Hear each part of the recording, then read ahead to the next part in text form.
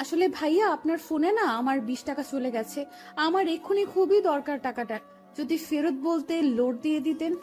জি, 20 টাকা লোড দেওয়া আমার কাছে কোনো বড় কথা না, কিন্তু আপনি মাত্র 20 টাকার জন্য একটা অচেনা অজানা নাম্বারে মিস কল দিয়েছেন এতবার। মাত্র? আপনার কাছে মাত্র হয়েছে? আপনি জানেন 20 টাকা দিয়ে কি কি হয়? না, জানি না কি কি হয়, বলুন তো। ফেসবুক এমবির প্যাক কিনা যায়, আর 25 মিনিটও তো কেনা যায়। ও আচ্ছা আচ্ছা, আপনার 20 টাকা এত জরুরি? এই কিছুক্ষণ আগে না বললেন আমার কাছে 20 টাকা দেওয়া কোনো ব্যাপার না, আর এখন অন্য কথা বলছেন। হো, বুঝেছি। কি বুঝলেন? আপনি ওই টাইপের ছেলে। কোন টাইপের? আপনি আসলে একটা ছ্যাঁচড়া ছেলে। কি? আপনি আমায় কি বললেন? শোনেননি, আমি আপনাকে ছ্যাঁচড়া বলেছি, ছ্যাঁচড়া। এই মেয়ে, আপনি বাড়াবাড়ি করছেন এবার। আই ছেলে, আপনি বাড়াবাড়ি দেখলেন কি? আমি যদি আমার 20 টাকা না পাই? কি করবেন আপনি? কেস করবেন? হাইকোর্টে আপিল করবেন? করবেন কি? এত কিছুই কখন করতে চাইলাম শুনি? তো কি করবেন? আমি যদি আমার 20 টাকা না পাই তো? কি তো করছেন? যান, আমি আপনার 20 টাকা দিব না। কি করবেন করুন। আমি আপনাকে অভিশাপ দিব। হোয়াট? কি দিবেন? আরে মশাই, অভিশাপ দেব।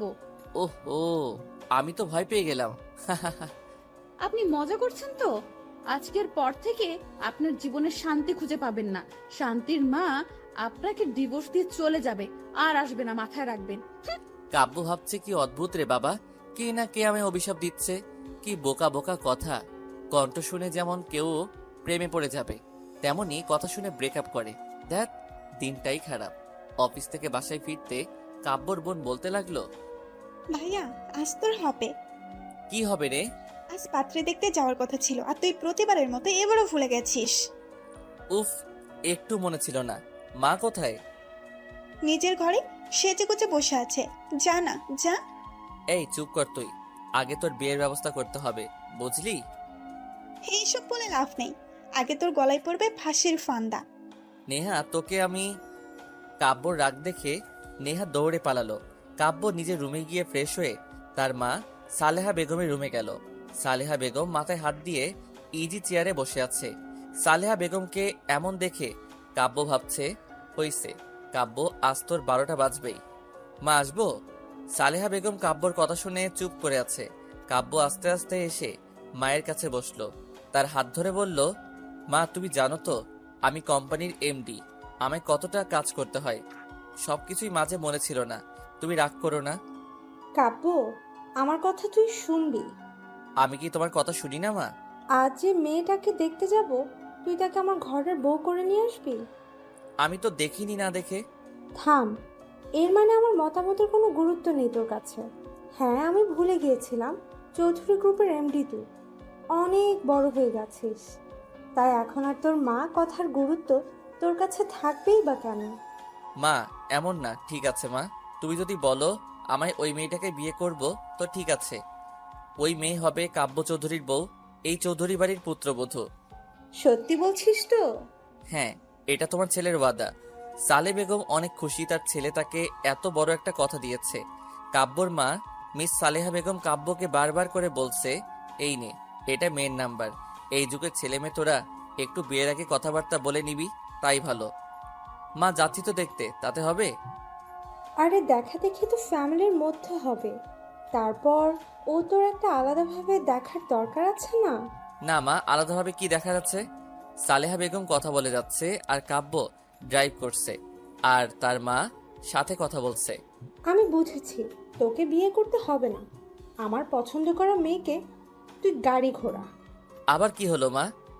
তুই যেভাবে বলছিস তাতে মনে হয় আমি তোর উপর সব চাপিয়ে দিচ্ছি। আমি খারাপ মা হতে চাই না। তুমি খারাপ মা, সেটাকে আমি বলেছি? আচ্ছা, ফোন নাম্বারটা নিয়ে ঝামেলা, তাই তো? নেহা, মার ফোন থেকে নাম্বারটা আমার ফোনে দে তো। নেহা কাব্যর ফোনে নাম্বারটা মেসেজ করে দিয়ে দিল। সালেহা বেগমের দেওয়া সময় থেকে একটু লেটে এসে তারা পৌঁছালো। পাত্রীর বাবা নিত্যন্ত শান্ত প্রকৃতির মানুষ, দেখা বোঝা যায়। অনেকটা নির্জীবী প্রকৃতির, প্রয়োজন ব্যতীত কথা বলেন না। প্রয়োজনের কথা বলছেন। পাত্রীর মা অত্যন্ত সুন্দরভাষী মহিলা, অনেক গুছিয়ে সাজিয়ে কথা বলতে জানেন। যেখানে একটা কথা আমরা এমনি বলে দিব, সেই কথাটা তিনি সুন্দর গুছিয়ে বলবেন। পাত্রী এক ছোট ভাইও আছে শুনেছি, কিন্তু তার নাকি কোনো সেমিস্টারের পরীক্ষা, তাই সে এই মুহূর্তে এখানে উপস্থিত নেই। কাব্যর অনেক অসহ্য লাগছে। এতক্ষণ ধরে বসে আছে, এদের কথা বলা শেষ হচ্ছে না। এইসব কথা শুনতে কাব্যর আবার ভালো লাগে না। আচ্ছা কাব্য, তুই ছাদে যা আর মেয়ের সাথে কথাবার্তা বলে আয়। কিন্তু মা, এখানে বলতে হয়। কাব্যর কথায় সালেহা বেগম অগ্নি দৃষ্টি নিয়ে তাকালো। কাব্য কথা না বাড়িয়ে একটা পিচ্চির সাথে ছাদে চলে গেল। ছাদে আসার কাব্যর 5 মিনিট হয়েছে, তাতে তার মেজাজ গরম হতে শুরু করেছে। কি মেয়ে দেখতে এসেছে, টাইম সেন্সটুকু নেই। সে আর কি সংসার করবে? বিয়ের পর না জানি তার জীবনটা তেনা তেনা হয়ে যায়। কাব্য নিজে ফোনটা হাতে নিতেই কারো পায়ের শব্দ পেল। এর মানে মহারানী ভিক্টোরিয়া আসছেন। আসুক, তাতে আমার কি। কাব্য নেহার দেওয়া মেসেজটা দেখতে চুরির আওয়াজে ঘুরে তাকালো, আর হাতের টার্চ লেগে নাম্বারটা কল চলে গেল। কাব্য অবাক হয়ে গেল। তখনই যে মেয়েটা তার সামনে দাঁড়িয়ে আছে তার ফোনটা টিং টং শব্দ করে বেজে উঠল। কাব্য মনে মনে অনেকটা বিরক্ত বোধ করলো। যদি এটা তার বাবার অফিসের মিটিং হতো, মেয়েটাকে ঘাট ধাক্কা দিয়ে বের করে দিত। কিন্তু অদ্ভুতভাবে সে তা করতে পারছে না। মেয়েটা একটু সরে গিয়ে ফোনটা রিসিভ করলো। কাব্য বিরক্তিকর দৃষ্টি নিয়ে তার দিক থেকে চোখ সরিয়ে নিয়ে নজর দিলে তার ফোনে আর সপ্তম আশ্চর্যের মতো হাঁ করে তাকিয়ে দেখছে। একবার ফোনের দিকে, আরেকবার মেয়েটার দিকে। মেয়েটা যে হ্যালো হ্যালো করে যাচ্ছে, অদ্ভুতভাবে তা ফোনের বাহির থেকেও শোনা যাচ্ছে। ভাগ্যকে তো ধন্যবাদ দেওয়া উচিত, এই মেয়েটাকে সামনে পেয়েছি। এবার দেখাচ্ছি মজা। কাব্য ফোনটা হাতে নিয়ে মেয়েটির ঠিক পেছন গিয়ে দাঁড়ালো। আর এই যে miss. Hello hello hello hello করছি, শুনতে পাচ্ছেন না? কানে কি তুলা গুজে আছে? আমার কান পরিষ্কার আছে। মনে হচ্ছে কানের সমস্যাটা আপনার। কি, আমার কানে সমস্যা? আপনি যদি ডাক্তার দেখান ঠিক বলে দিবে আপনি কত বড় ঠসা। ও আচ্ছা আচ্ছা, তারপর? তারপর কি? কি তারপর? আপনি আমার 20 টাকা দিবেন কিনা বলুন। একটু পিছনে ঘুরুন না। কেন, পিছুই ঘুরলেই কি আমি আমার 20 টাকা পেয়ে যাব?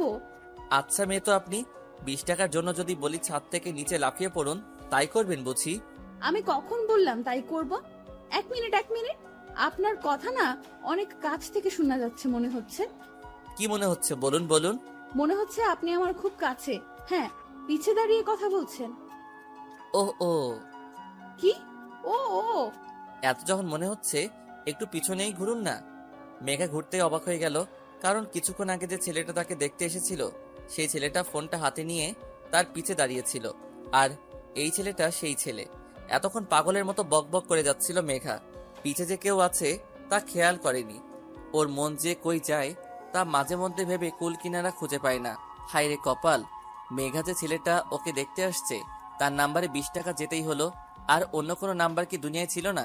কি হতো ফোন নাম্বারটা কোনো মেয়ের হলে? এখন এই হাবলাকান্তকে আমি কি বলি? মনে মনে ভাবছে মেঘা। দুজনের মাঝে ক্ষণিকের নীরবতা। এবার মেঘা কাব্যর দিকে একটু চোখ দিল।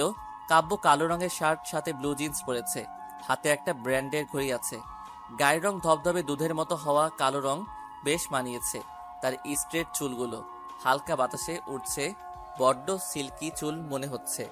মেঘা যে তাকে এইভাবে দেখছে তাতে যে কাব্যর কোনো ভ্রুক্ষেপ হচ্ছে বা আছে তা বোধগম্য হচ্ছে না।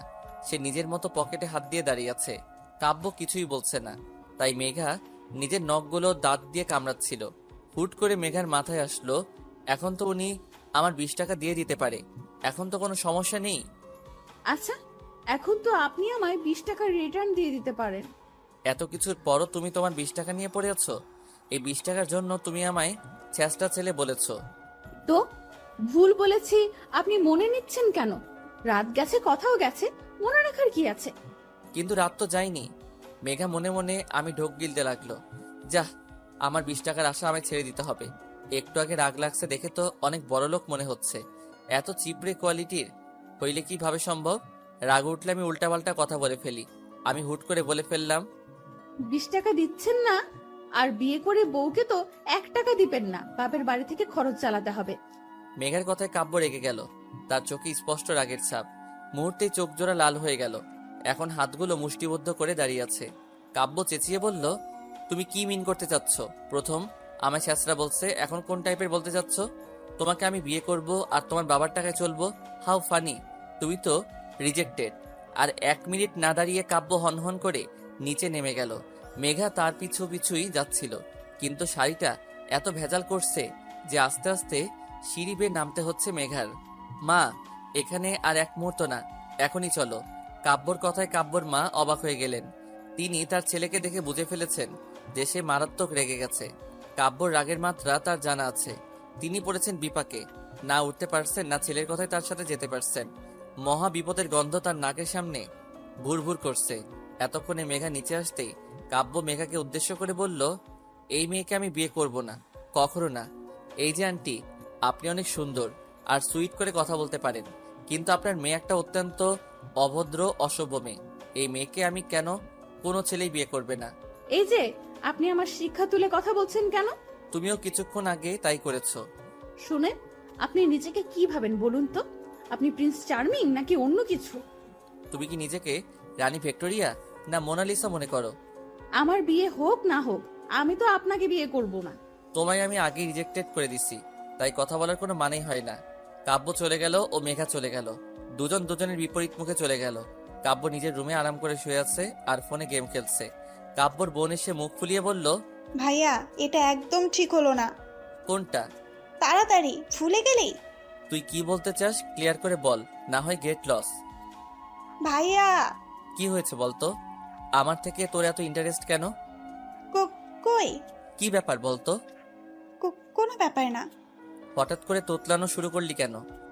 এমন ভাবে প্রশ্ন করছিস যেন আমি রিমান্ডের আসামি। তো তুই আমার সাইডে না থেকে ওই মেয়েটার সাইডে কেন? ওই মেয়েটা তোর কি লাগে, বোন? কাব্যর বোন হনহনিয়ে চলে গেল। কাব্য সন্দেহজনক ভাবে নেহার চলে যাওয়ার দিকে তাকিয়ে আছে। মেঘার মা খুব শান্তিপূর্ণ ভাব নিয়ে আছেন। মেঘার বুঝতে বাকি নেই এটা মহাযুদ্ধ। এর আগের পরিস্থিতি। মেঘা ওর মতো পা দুলিয়ে দুলিয়ে আইসক্রিম খাচ্ছে। মেঘার বাবা মাঝে মাঝে মেঘার দিকে এক দৃষ্টিতে তাকাচ্ছেন, আবার নিজের দৃষ্টি ফিরিয়ে নিচ্ছেন। বাবাকে দেখে মনে হচ্ছে এই মহাযুদ্ধ মেঘা লাগিয়ে দিয়ে চুপচাপ পরাস্ত সৈনিকের ন্যায় বসে আছে। মেঘার ভাইয়ের আজ ভার্সিটিতে অ্যাসাইনমেন্ট ছিল, তাই ওকে যেতে হয়েছিল। এই মহাযুদ্ধ বেচারা মিস করে গেছে। ভার্সিটি থেকে ফিরে মেঘার দিকে ড্যাব ড্যাব ভাবে তাকিয়ে আছে। আপু, তুই এটা কি করলি বলতো? কি করেছে শুনি? এত সুন্দর, স্মার্ট, কিউট, হ্যান্ডসাম, ড্যাশিন মার্কা ছেলেকে রিজেক্ট করে দিলা? ও রিজেক্ট করেনি, ছেলে করেছে। মেঘার মায়ের কথায় মেঘা আর আকাশ একসাথে ওদের মাকে বলে উঠল, তুমি একটু চুপ থাকো না মা। হ্যাঁ, আমি তো চুপ থাকবই।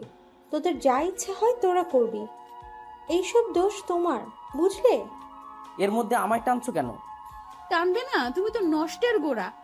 পুতুল, কি আজে বাজে বলছো? আহা মা, তুমি এই সিরিয়ালি ড্রামা কিছুক্ষণের জন্য বন্ধ করো তো। এই আকাশ, তোর কি হয়েছে বলতো? কেন আপু, কি হবে? তুই আমার ভাই না ওই কাব্যর ভাই? অবশ্যই তোমার ভাই। আমার সাথে রক্তের সম্পর্ক হয়ে আমার দিকে টানছিস না? আমি এত কিউট সুন্দর না বলে বলছিস ছেলেটা কত সুন্দর কিউট হ্যান ত্যান কেন? ওমা, তাই নাকি? আমি এইসব বলেছি? আচ্ছা, তুই আর কাব্যের বোন নেহা একই ডিপার্টমেন্টের না? সি, তো? তো কি, তুই আমায় বল। আরে আপু, যে বোনের ভাই আমার বোনকে পাত্তা দেয়নি, আমি সেই ভাইয়ের বোনকে কেন দিব বলো? এই না হলো আমার ভাই? মেঘার ভাই মাথায় হাত দিয়ে বসে রইল। কি আকাশ পাতাল ভাবতে শুরু করেছে ও ভালো জানে। তখনই এই, তোর ফোন ধরতে এত টাইম লাগলো কেন সেটা আগে বল। সি নেহা, তোমার ভাষার এ কি হাল হয়েছে? চুপ করে থাক, তুই একটা কথা বলবি না আমার ভাষা নিয়ে। আচ্ছা বাবা, আচ্ছা, এত হাইপার কেন হচ্ছ বলো তো? কেন হচ্ছি তোমায় বলতে হবে? তুমি বুঝতে পারছো না?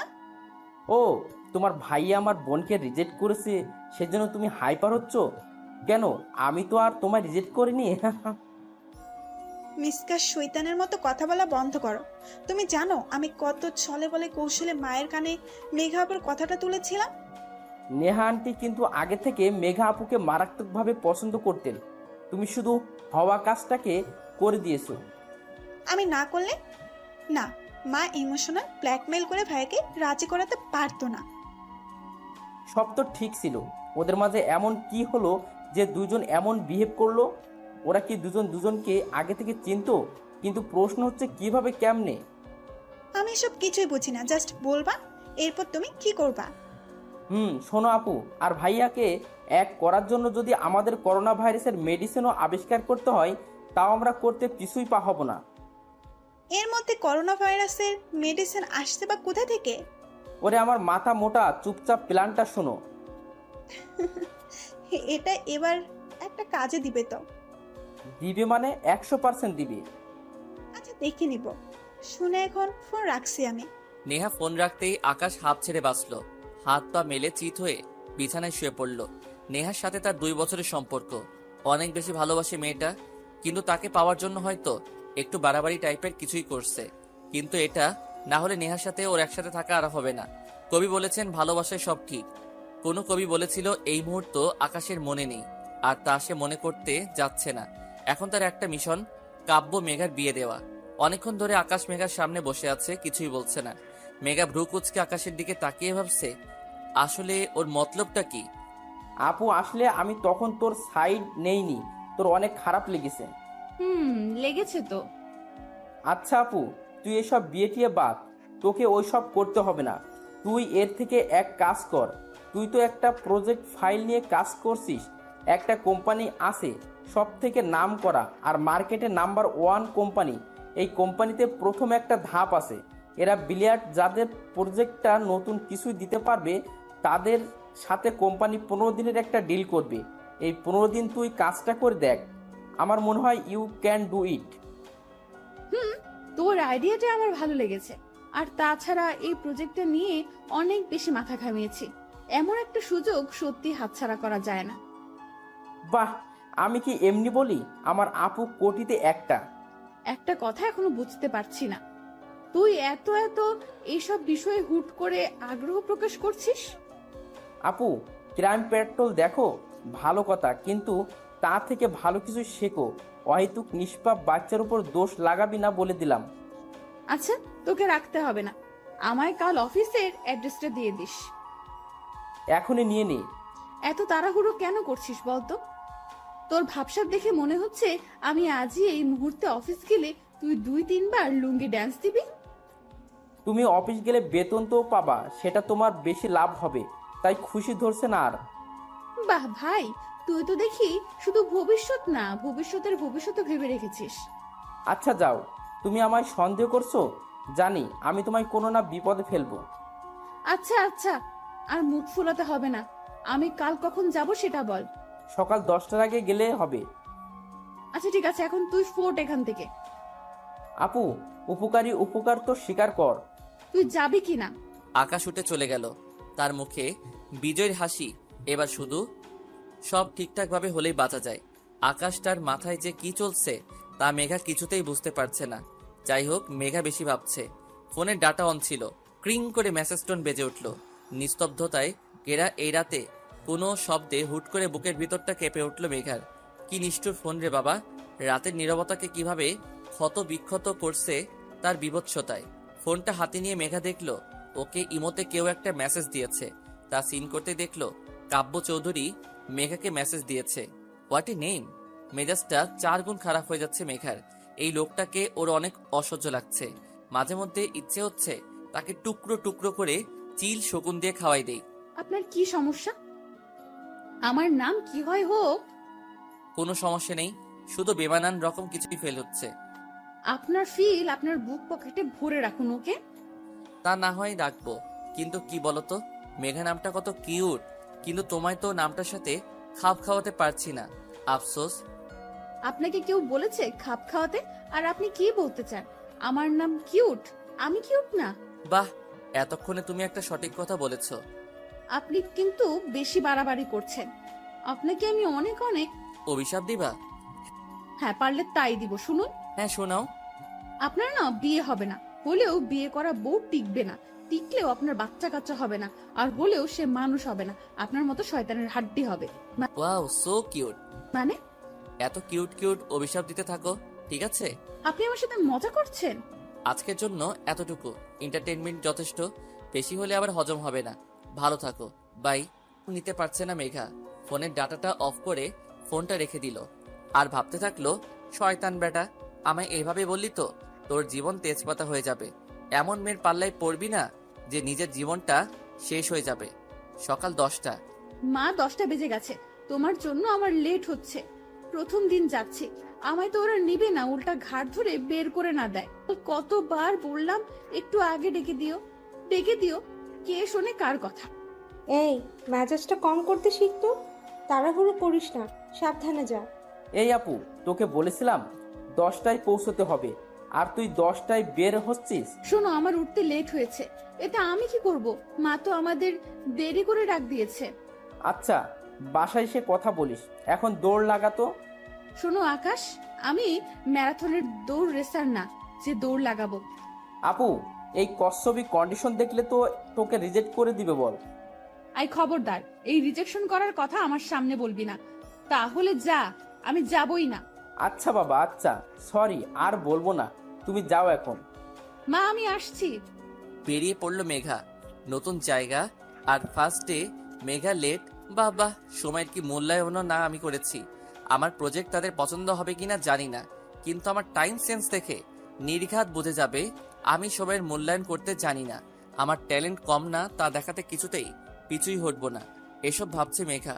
অফিস পৌঁছাতে মেঘলার আরও 25 মিনিট লেগে গেল। অফিসের ওয়েটিং রুমে বসে হাত ঘড়ির দিকে তাকাতেই দেখে 10টা 30 বেজে গেছে প্রায়। মেঘা কোনো জায়গায় চুপচাপ বসে থাকতে পারে না।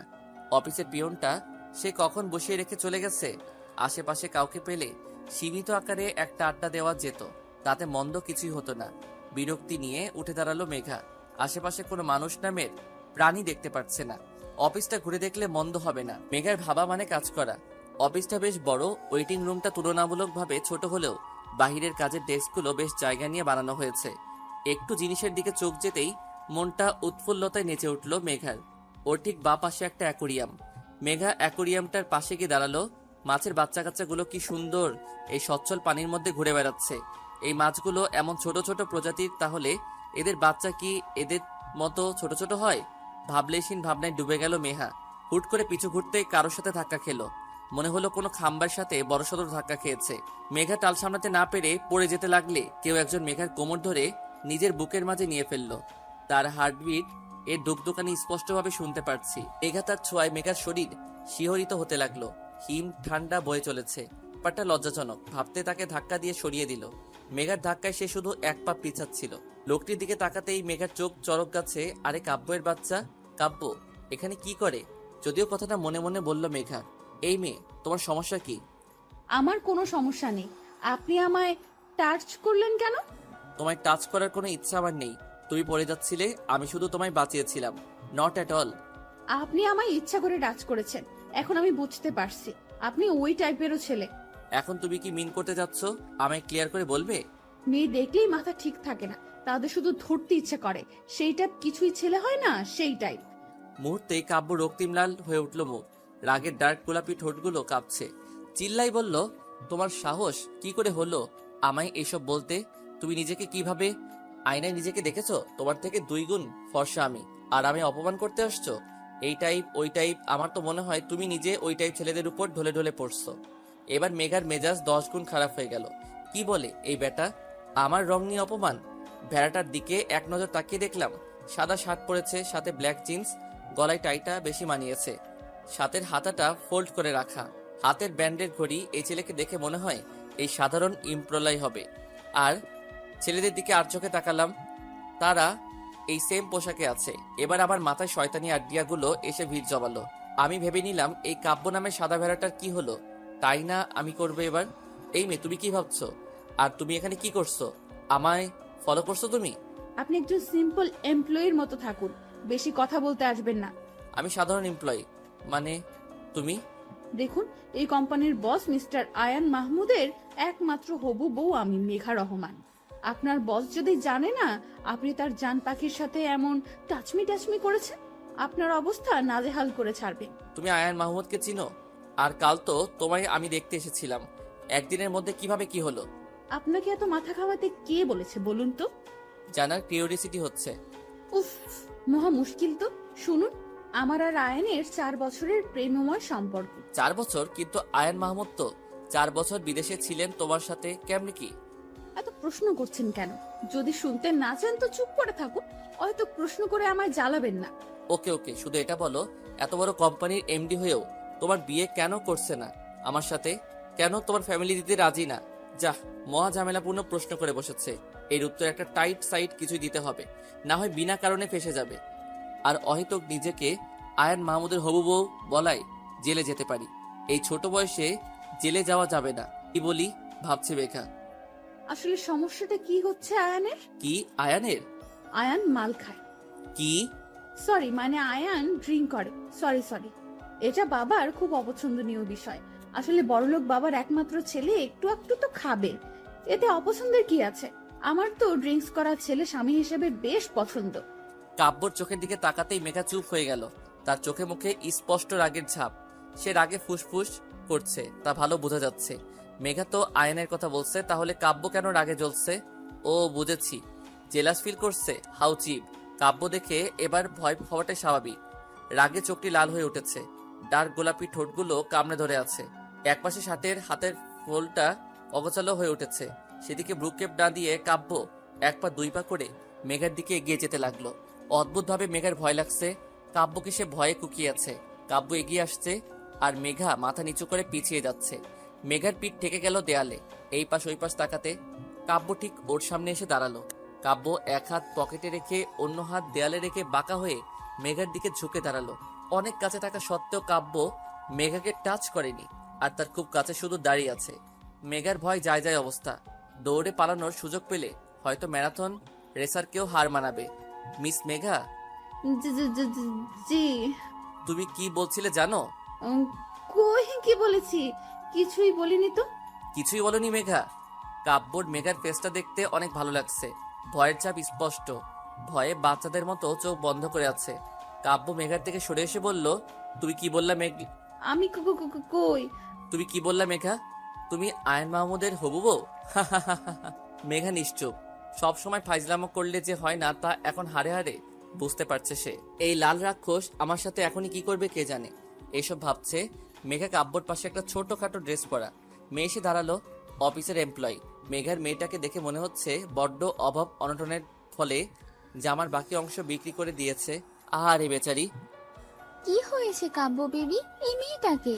ও তিশা, মিট। উনি নাকি আয়ন মাহমুদের হবু বউ। ও মাই গড, সিরিয়াসলি? ওদের হাসাহাসি দেখে মেঘার ইচ্ছে করছে মাটি ফাঁক করে তার মধ্যে ঢুকে যায়। কি দরকার ছিল এমন একটা মিথ্যা বলার? এখন কতটা অপ্রস্তুত ফিল হচ্ছে। মেয়েটি হুট করে মেঘার গাল টিপে ধরলো। এত জোরে ধরলো জানি গালের হাড়গুলো ভেঙে ফেলা তার প্রধান কাজ। এই মেয়ে তোমার খুব শখ না আয়ান মাহমুদের বউ হওয়ার? তোমাকে হওয়াইতাছি। মেয়েটা মেঘাকে ছেড়ে দিয়ে ডাকতে লাগলো। এই রিয়া, রাহেল, দীপ, রায়হান, আদিত্য, তোরা কোথায়? এদিকে আয়। মেয়েটার ডাকে সবাই এখানে জড়ো হয়ে গেল। মেঘা এখনো বুঝতে পারছে না এই আয়ন মাহমুদটাকে। রোগা হ্যাংলা পাতলা একটা ছেলে বলে উঠলো, আরে রায়হান, দেখে এই মেয়েটা নাকি আয়ান মাহমুদের বউ। কিছুক্ষণ আগে তো শুধু দুইজন হাসছিল, এখন এরা সবাই মিলে হাসছে। কাব্য পকেটে হাত দিয়ে মেঘাকে বলল, ইউ ফুল, তুমি আদৌ জানো আয়ন মাহমুদকে? মেঘাকে সত্যি জানে না আয়ন মাহমুদকে, তাই হা করে তাকিয়ে থাকা ছাড়া আর কোনো কাজ ওর চোখে পড়ছে না। আমি আয়ন মাহমুদ কাব্য চৌধুরী। আল্লাহ বাঁচালে বেরি যান। এ কি, এর নাম তো কাব্য চৌধুরী, তাহলে রেলগাড়ির মতো এত লম্বা নামটা কই থেকে আসলো? এখন মেঘার কান্না করতে ইচ্ছে হচ্ছে, তাও যে সে কান্না না, মরা কান্না করতে ইচ্ছে হচ্ছে। ফ্লোরে বসে হাত পা ছড়িয়ে কান্না করতে ইচ্ছে করছে। বিড়বিড় করে বলতে লাগলো, তোমার মতো মেয়েরা কেমন হয় জানো মেঘা? প্রথমে বড়লোকের ছেলে দেখো, তাকে নিজের বোকা স্বভাব আর সৌন্দর্য জালে ফাঁসিয়ে ফুসলিয়ে বিয়ে করে নাও, এই তোমার কোয়ালিটি। কাব্যর কথাগুলো মেঘা চুপচাপ শুনে গেল। এমন কথা মেঘা 20 বছরে একবারও শুনেনি। কতটা নোংরা মনের মানসিকতা থাকলে এই কথাটা বলা যায় তা কল্পনা করেও খুঁজে পাচ্ছে না মেঘা। তুমি এই আয়ান মাহমুদ কাব্য চৌধুরীকে এই টাইপ সে টাইপ বলছো। আজ তো আমার মনে হচ্ছে তুমি কোন টাইপের, নাকি তুমি পতিতালয়ের বাসিন্দা অনায়াসে বলে দিতে পারলা তুমি আয়ান মাহমুদের হবু বউ। কাব্যর কথাগুলো শুনে মেঘা মাথা ঠিক রাখতে পারল না। মেঘার পাশ দিয়ে পিয়নটা যাচ্ছিল কারোর জন্য কফি নিয়ে, মাথা নিচু করে যাচ্ছে। তাকে দেখে মনে হয় বৃদ্ধা অভাবের তাড়নায় কাজটা করছে। এই নোংরা কথাগুলো শুনতে হয়তো তারও ভালো লাগছে না। মেঘা কিছুই না ভেবে কফির মগটা তুলে সামনের দিকে ছুঁড়ে মারল। কফির মগটা টাইলস করা মেঝেতে পড়ে ঝনঝন শব্দে ভেঙে গেল। মুহূর্তেই এক বিকট শব্দে মেঘা সামনের দিকে তাকাতেই দেখলো কাব্য নিজের হাতে তাকে ফোনটা এক আছাড়ে ছিন্ন বিচ্ছিন্ন করে ফেলল। বিষণ্ণিত হয়ে গেল, কারণ মেঘা কপিটা তাহলে কাব্যর মুখেই ছুঁড়ে মেরেছে। তাই রাগে তিনি তার ফোনটা ভেঙে ফেললেন। মুহূর্তে কাব্য রিয়া নামের মেয়ের হাতে থাকা জুসের বোতলটি এক প্রকার ছিনিয়ে নিয়ে মেঘার সামনে এসে দাঁড়ালো। পুরো জুসের বোতলটা মেঘার মাথায় ঢেলে দিল। তাতেও বোধহয় তার শান্তি হলো না। মেঘার চুলের ঝুঁটি শক্ত করে ধরে ফেলল। মেঘা ব্যথায় কুকিয়ে উঠল। অনেক কষ্টে চোখের পানি ধরে রেখেছে মেঘা। কেউ একজন বলেছে চোখের পানি দুর্বলতার চিহ্ন, আর মেঘা তা কিছুতেই হতে দিতে পারে না। দাঁতের দাঁত চেপে কাব্য বলতে লাগলো, তোমার এত সাহস, আমার উপর কফি ছুঁড়ে মারো? তোমার কি হাল করি আমি, জাস্ট দেখো তুমি। কাব্য মুষ্টিবদ্ধ করে ধরেছিল মেঘার চুলগুলো, আর এক হাত দিয়ে মেঘার কাঁধের হাড়গুলো ভাঙার জন্য শক্ত করে ধরে কথাগুলো বলছিল। মেঘার পারল না নিজের চোখের গঙ্গা যমুনাকে আটকাতে। বড় বড় 2 ফোঁটা মেঘার গাল বয়ে পড়ছে। কাব্য মেঘার চোখের দিকে তাকাতেই মেঘাকে ছেড়ে দিল। মেঘার থেকে একটু দূরে গিয়ে রাহেল বলে চিৎকার করলো। মুহূর্তের মধ্যে একটি ছেলে তার সামনে এসে দাঁড়ালো। কি বলো? এই মেয়েটি এখানে কি করছে? কাব্য, তুই আগে একটু শান্ত হ। আমি ঠিক আছি, তুই বল জাস্ট কেন এসেছে ও? কাব্য চিল্লাই বলল কথাটা। আমাদের কোম্পানিতে প্রজেক্টের উপর এমপ্লয়ি নেওয়া হয়েছে শুধু বেস্টটা খোঁজার জন্য। উনি এসেছেন মানে নিজের প্রজেক্টটা জমা দিতে। ফেরত দিয়ে দে। এমন একটা মেয়েকে কোনোভাবে আমি আমার কোম্পানিতে নিব না। কিন্তু কাব্য, কি কিন্তু? ফাইলটা অলরেডি মিস্টার জনির কাছে চলে গেছে। ও শিট, এসব কাজ করার আগে আমায় একবার জিজ্ঞেস করতে পারলি না? কোনোবার তো এমন হয়নি, এই প্রথমবার এমন হচ্ছে। কাব্য কোমরে হাত দিয়ে দাঁড়িয়ে আছে। কি করবে ভেবে পাচ্ছে না, কিন্তু এই মেয়েকে এখানে এক মুহূর্ত সহ্য করবেন না। কাব্য মেঘার হাত ধরে টেনে নিয়ে যাচ্ছে। মেঘা বলছে, স্যার, আমার ফাইলটা আমাকে ফেরত দিয়ে দিন, তারপর আমি নিচে চলে যাব। মেঘার কথায় কাব্যর কোনো ভ্রুক্ষেপ নেই। এখন তার একমাত্র লক্ষ্য মেঘাকে অফিস থেকে বের করে দেওয়া। মেঘার কোনো কথা শুনতে চাচ্ছে না কাব্য। হুট করে একজনের ডাকে কাব্য থেমে গেল। পিছুই ঘুরতে কাব্য দেখল মিস্টার জনি আর তার সেক্রেটারি দাঁড়িয়ে আছে। কাব্য মিস্টার জনিকে দেখে কিছুই বলছেন না। মেঘা মিস্টার জনির দিকে তাকালো। তিনি বাংলাদেশি নন, একজন ভিন্ন দেশি, ইংরেজও বলতে পারি। তার মাথায় একটা চুলও অবশিষ্ট নেই, মানে বাংলা ভাষায় তিনি টাকলা। মিস্টার জন কাব্যকে বলছেন, মিস্টার চৌধুরী, এখনই আমার সাথে আপনি মিটিংয়ে বসিবেন। আমি আর লেট করতে চাই না। বাহ মিস্টার টাকলা।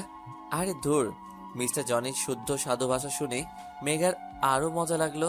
হাতে তালি দিয়ে তাকে সাবাস বলতে ইচ্ছে করছে, কিন্তু এই খাটাসটা আমায় ধরে আছে, ছাড়ার নাম নেই। ইচ্ছে করছে লাথি মেরে কাত করে ফেলে দেই। কাব্যর মুখে বিরক্তির ছাপ দেখে মনে হচ্ছে তার অনেক বড় একটা কাজে বাধা পড়ায় তার ইচ্ছে হচ্ছে এই মিস্টার জনির টাকলা মাথায় তবলা বাজাতে। এসব ভাবছে মেঘা। মিস্টার জনি চেয়ারে বসে আছেন আর চিড়িয়াখানার প্রাণী দেখার মতো একবার মেঘার দিকে আর একবার কাব্যর দিকে তাকাচ্ছে। কাব্যর শার্টটা পুরো নষ্ট হয়ে গেছে কফি ফেলার কারণে, আর মেঘার মাথার উপর জুস ফেলায় তার চুলগুলো চুপসে এলোমেলো হয়ে আছে। কাব্য নিজের শার্টের হাতাটা ভাঁজ করতে ব্যস্ত, আর মেঘা নিজের চুলগুলো গোছাতে। মিস্টার জনি বলে উঠলেন।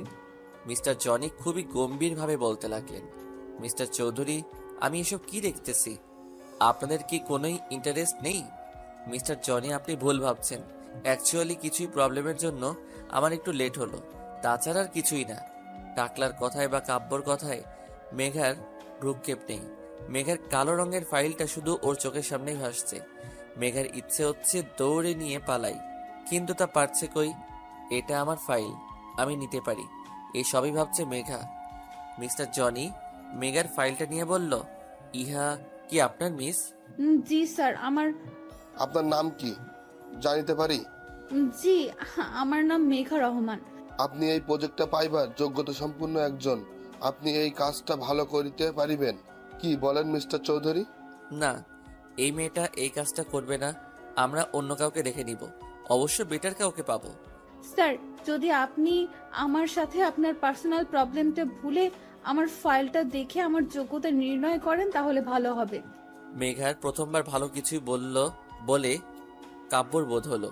ফাইলটা নিয়ে চোখ বোলাতে লাগলো। কাব্য হতবাক। এই মেয়ে এই সুন্দর ডিসক্রিপশন দিয়ে প্রজেক্টটা বানিয়েছে। এই মেয়ের মাথায় তো বুদ্ধি নেই, এক নম্বরের ডাফার। কিন্তু ওর কাজের জন্য সত্যি এই জবটাও ডিজার্ভ করে। কাব্য চুপচাপ দাঁড়িয়ে আছে, ফাইলটা পড়ছে আর কপালে ভাঁজ হয়ে গেছে। নিজের ঠোঁটটা কামড়ে ধরে পড়ে চলেছে। কিছুক্ষণ পর কাব্য বলল, মিস মেঘা, আপনি এই কাজটার জন্য পারফেক্ট। আমাদের ফর্মালিটিগুলো দেখে সাইন করে নিন। মিস্টার জনি মেঘাকে উদ্দেশ্য করে বললেন, আপনি কি ভালো করে করিতে পারিবেন? জি স্যার, এটা আমার কাছে একটা ড্রিম জব। এই যে প্রজেক্টের মাধ্যমে আপনারা যে কল্পনা সিটিটা তৈরি করতে যাচ্ছেন না স্যার, অনেক মধ্যবিত্ত ফ্যামিলির স্বপ্ন কি হয় জানেন স্যার? তার সব পুঁজি দিয়ে একটা বাসা করা।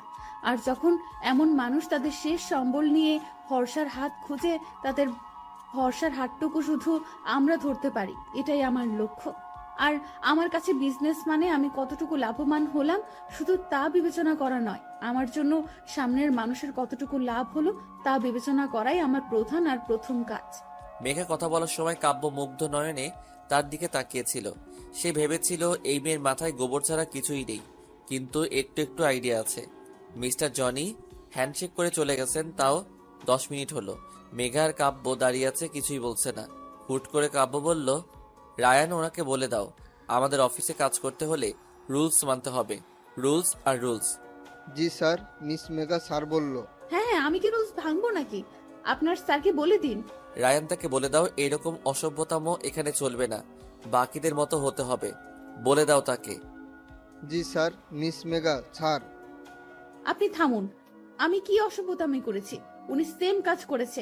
আপনার স্যারকে বলে দিন মেয়েদের সম্মান করতে শিখুক। রায়ান, তাকে বলে দাও আমি মেয়েদের সম্মান করতে জানি, তার কাছ থেকে শিখতে হবে না আমার। জি স্যার, মিস মেঘা। আপনি চুপ করুন। কত সম্মান করে তা আজ প্রমাণ হয়ে গেল। আমি নিজের কাজ করতে জানি, আপনার স্যারকে বলে দিন। রায়ান, তাকে বলে দাও কাল থেকে জানি সে তার দায়িত্ববোধ থেকে ভালোভাবে কাজ করে, কাণ্ড জ্ঞানহীনের মতো কাজ যেন না করে। জি sir, miss Megha. Shut up, আমি শুনতে পেয়েছি। কাল থেকে আমি আমার কাজ শুরু করব। অফিসের সামনে রোডে দাঁড়িয়েছিল রিক্সার জন্য। আজকাল রিক্সা পাওয়া অনেকটা কঠিন হয়ে উঠেছে, সহজে কিছুই পাওয়া যায় না বললেই চলে। হুট করে মেঘা দেখলো কাব্য গাড়ি নিয়ে বের হচ্ছে। মেঘাকে দেখে গেটের সামনে গাড়ি থামিয়ে নেমে পড়লো আর মেঘার সামনে এসে বলতে লাগলো, তোমায় আমার একদম অসহ্য লাগে, ইউনো। মিস্টার কাব্য, এই কথাটা বলার জন্য কি আপনি নেমে আসলেন? জি হ্যাঁ, কারণ অফিসে ঢুকলে আমরা জাস্ট কলিগ আর বসের ব্যবহার করব, কিন্তু বাহিরে তুমি আর আমি শত্রু, এটা ভুলে গেলে কিভাবে চলে? আচ্ছা, এত তাড়াতাড়ি আপনায় কিভাবে ভুলি? কাব্য কথা না বাড়িয়ে চোখে সানগ্লাস দিয়ে ঘুরে চলে যাচ্ছে। মেঘাও চলে গেল, কেউ কারো দিকে তাকালো না। আকাশ, সত্যি বললে তোর মাথায় স্কেল দিয়ে মারবো না, আমি তোকে প্রমিস করছি ভাই। আপু, তুমি অফিস থেকে ফিরে আমার সাথে এমন শুরু করলে কেন? তুই কিছুই জানিস না ভাইয়া। না আপু, কিছুই জানি না। টাচ করে স্কেল দিয়ে আকাশের মাথায় মারলো। মেঘা আকাশ মাথায় হাত দিয়ে বলল, উফ, আপু মারলা কেন? তুই কিছুই জানিস না? না আপু, বিশ্বাস করো না তোমার ভাইয়াকে। তুই তো মির্জাফর, তোকে বিশ্বাস আর চুলিভর পানিতে ডুবে মরা এক। আপু কি হয়েছে বলো না। তুই জানতি আয়ন মাহমুদকে? কে আবার? গ্রুপের এমডি। এমডি না? উফ আপু, আবার কেন মারলি? আয়ান মাহমুদ কে তুই জানিস না? না আপু না। আকাশের মনে কি চলছে আমায় খুঁজে বের করতেই হবে, এভাবেও বলবে না। আমার আজ কাব্যর অফিসে যাওয়া কোনো ইতেফাক হতে পারে না, কিছুই তো রহস্য আছে। এসব মনে মনে ভাবছে মেঘা। অফিস থেকে ফিরে কাব্য সে কখন থেকে ভিডিও গেম খেলছে। নেহা বিরক্তিভাজন নিয়ে বলল, ভাইয়া। কি হয়েছে, চিৎকার করছিস কেন? আমি কি কানে শুনতে পাই না? হ্যাঁ পারো তো, বলো না আজ অফিসে কি হলো? কি হলো মানে? কোনো শুটিং এর প্রোগ্রাম করে ফিরেছি কি যে তোকে গল্প শোনাবো? নেহা মুখ ফুলিয়ে বসে রইল। কাব্যর সন্দেহ এবার অনেকটা বেড়ে গেল। ব্যাপার কি? নেহার এত আগ্রহ কেন আজ অফিসে কি হয়েছে জানার জন্য? মেঘার সাথে দেখা হওয়াটা বারবার ইতেফাক নাকি অন্য ব্যাপার আছে? জানতে হচ্ছে বিষয়টা। নতুন জায়গায় সবার সাথে মিশতে একটু অদ্ভুত ফিল হয়, এটা স্বাভাবিক ব্যাপার। কিন্তু নতুন জায়গায় কোনো অপরিচিত ছেলে ড্যাব ড্যাব করে তাকিয়ে থাকে, তখন তা অস্বস্তিকর হয়ে ওঠে। হ্যাঁ ঠিক তাই, মেঘার সাথে এখন তাই হচ্ছে। নিজের ডেস্কে বসে ফাইল সিস্টেমটা চেক করছিল। ঠিক মেঘার থেকে কয়েক হাত ফাঁকে এই অফিসের একজন কলিগ মেঘাকে চোখ দিয়ে গিলে খাচ্ছে অনায়াসে। মেঘার ইচ্ছে করছে ওর চোখগুলো গুটিয়ে টেরা করে দেই। লুচ্চা কোনখানকার। মিস্টার কাব্য চৌধুরী আসতে সব মেয়ে হা হয়ে যে যার জায়গায় দাঁড়িয়ে পড়ল। জানি ডোনাল্ড ট্রাম্প হেঁটে আসছেন। অবশ্য সবার ক্রাশ কাব্য স্যার। কাব্য স্যার চকলেট কালারের একটা টি শার্ট পরেছে, সাথে হলুদ জিন্স, গলায় টাইটা আটোসাটো করে বাঁধা, হাতে ব্ল্যাক বার্নের ঘড়ি, চোখটা লালচে কালারের সানগ্লাস। নিজের সিল্কি চুলগুলো ঠিক করতে করতে আসছেন। ওইদিকে নজর না দিয়ে নিজের কাজে মন দিল মেঘা।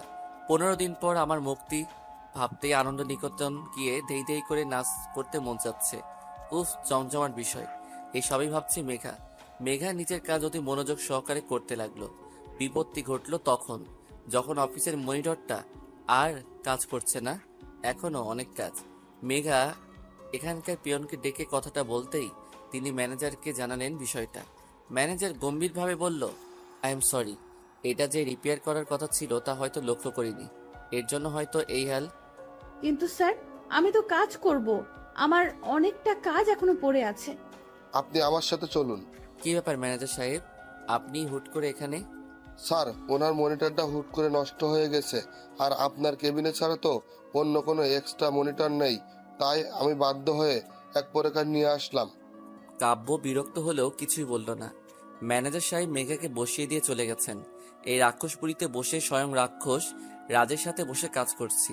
কত যে বিরক্তিকর পরিস্থিতি তা কোনো ভাষার দ্বারা ব্যাখ্যা করা সম্ভব না। অসম্ভব ব্যাপার স্যাপার সব। কিন্তু এক বিষয়ে খুব ভালো লাগছে, ওই ছেলেটার চেয়ে রাক্ষস রাজ বেটার।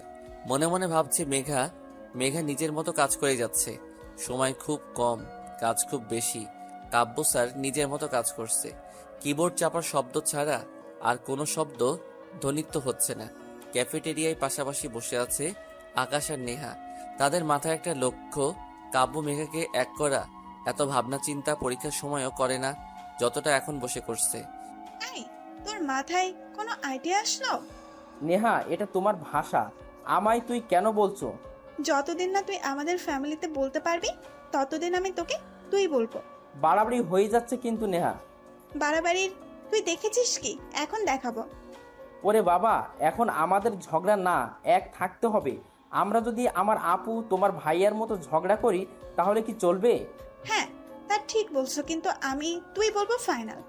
আচ্ছা, আমরা তো ওদের দুজনে অফিসে পাঠিয়ে দিলাম, কিন্তু ওরা কি এক হবে নাকি? বুঝতে পারছি না, কিন্তু এটা বলতে পারি আমার ভাইয়া কোনো মেয়ের দিকে তাকানো তো দূরে, তাকে পাত্তা দিবে না। এই, তুমি কি বলতে চাও আমার বোন ছেঁচড়া তোমার ভাইয়ের গলায় ঝুলে যাবে? আজব তো, আমি তা বলেছি নাকি?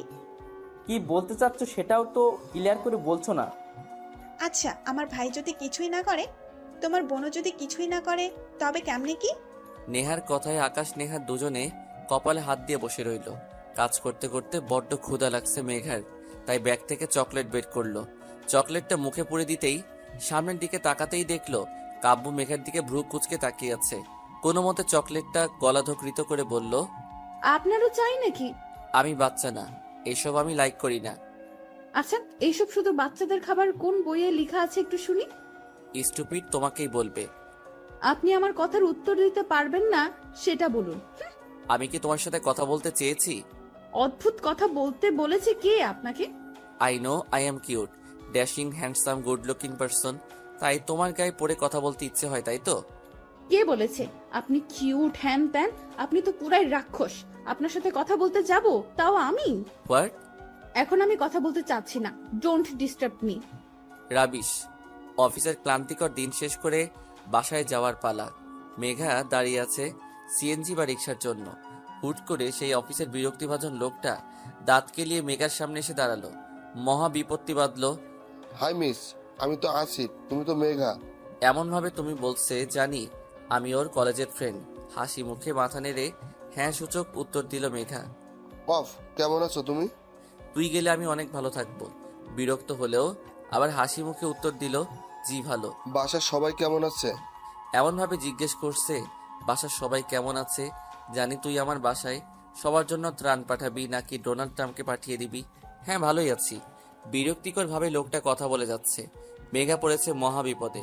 এই লোকটার ভাবসাব ভালো লাগছে না। এইদিকে কোনো রিক্সা সিএনজির উদ্দেশ্য পাচ্ছে না।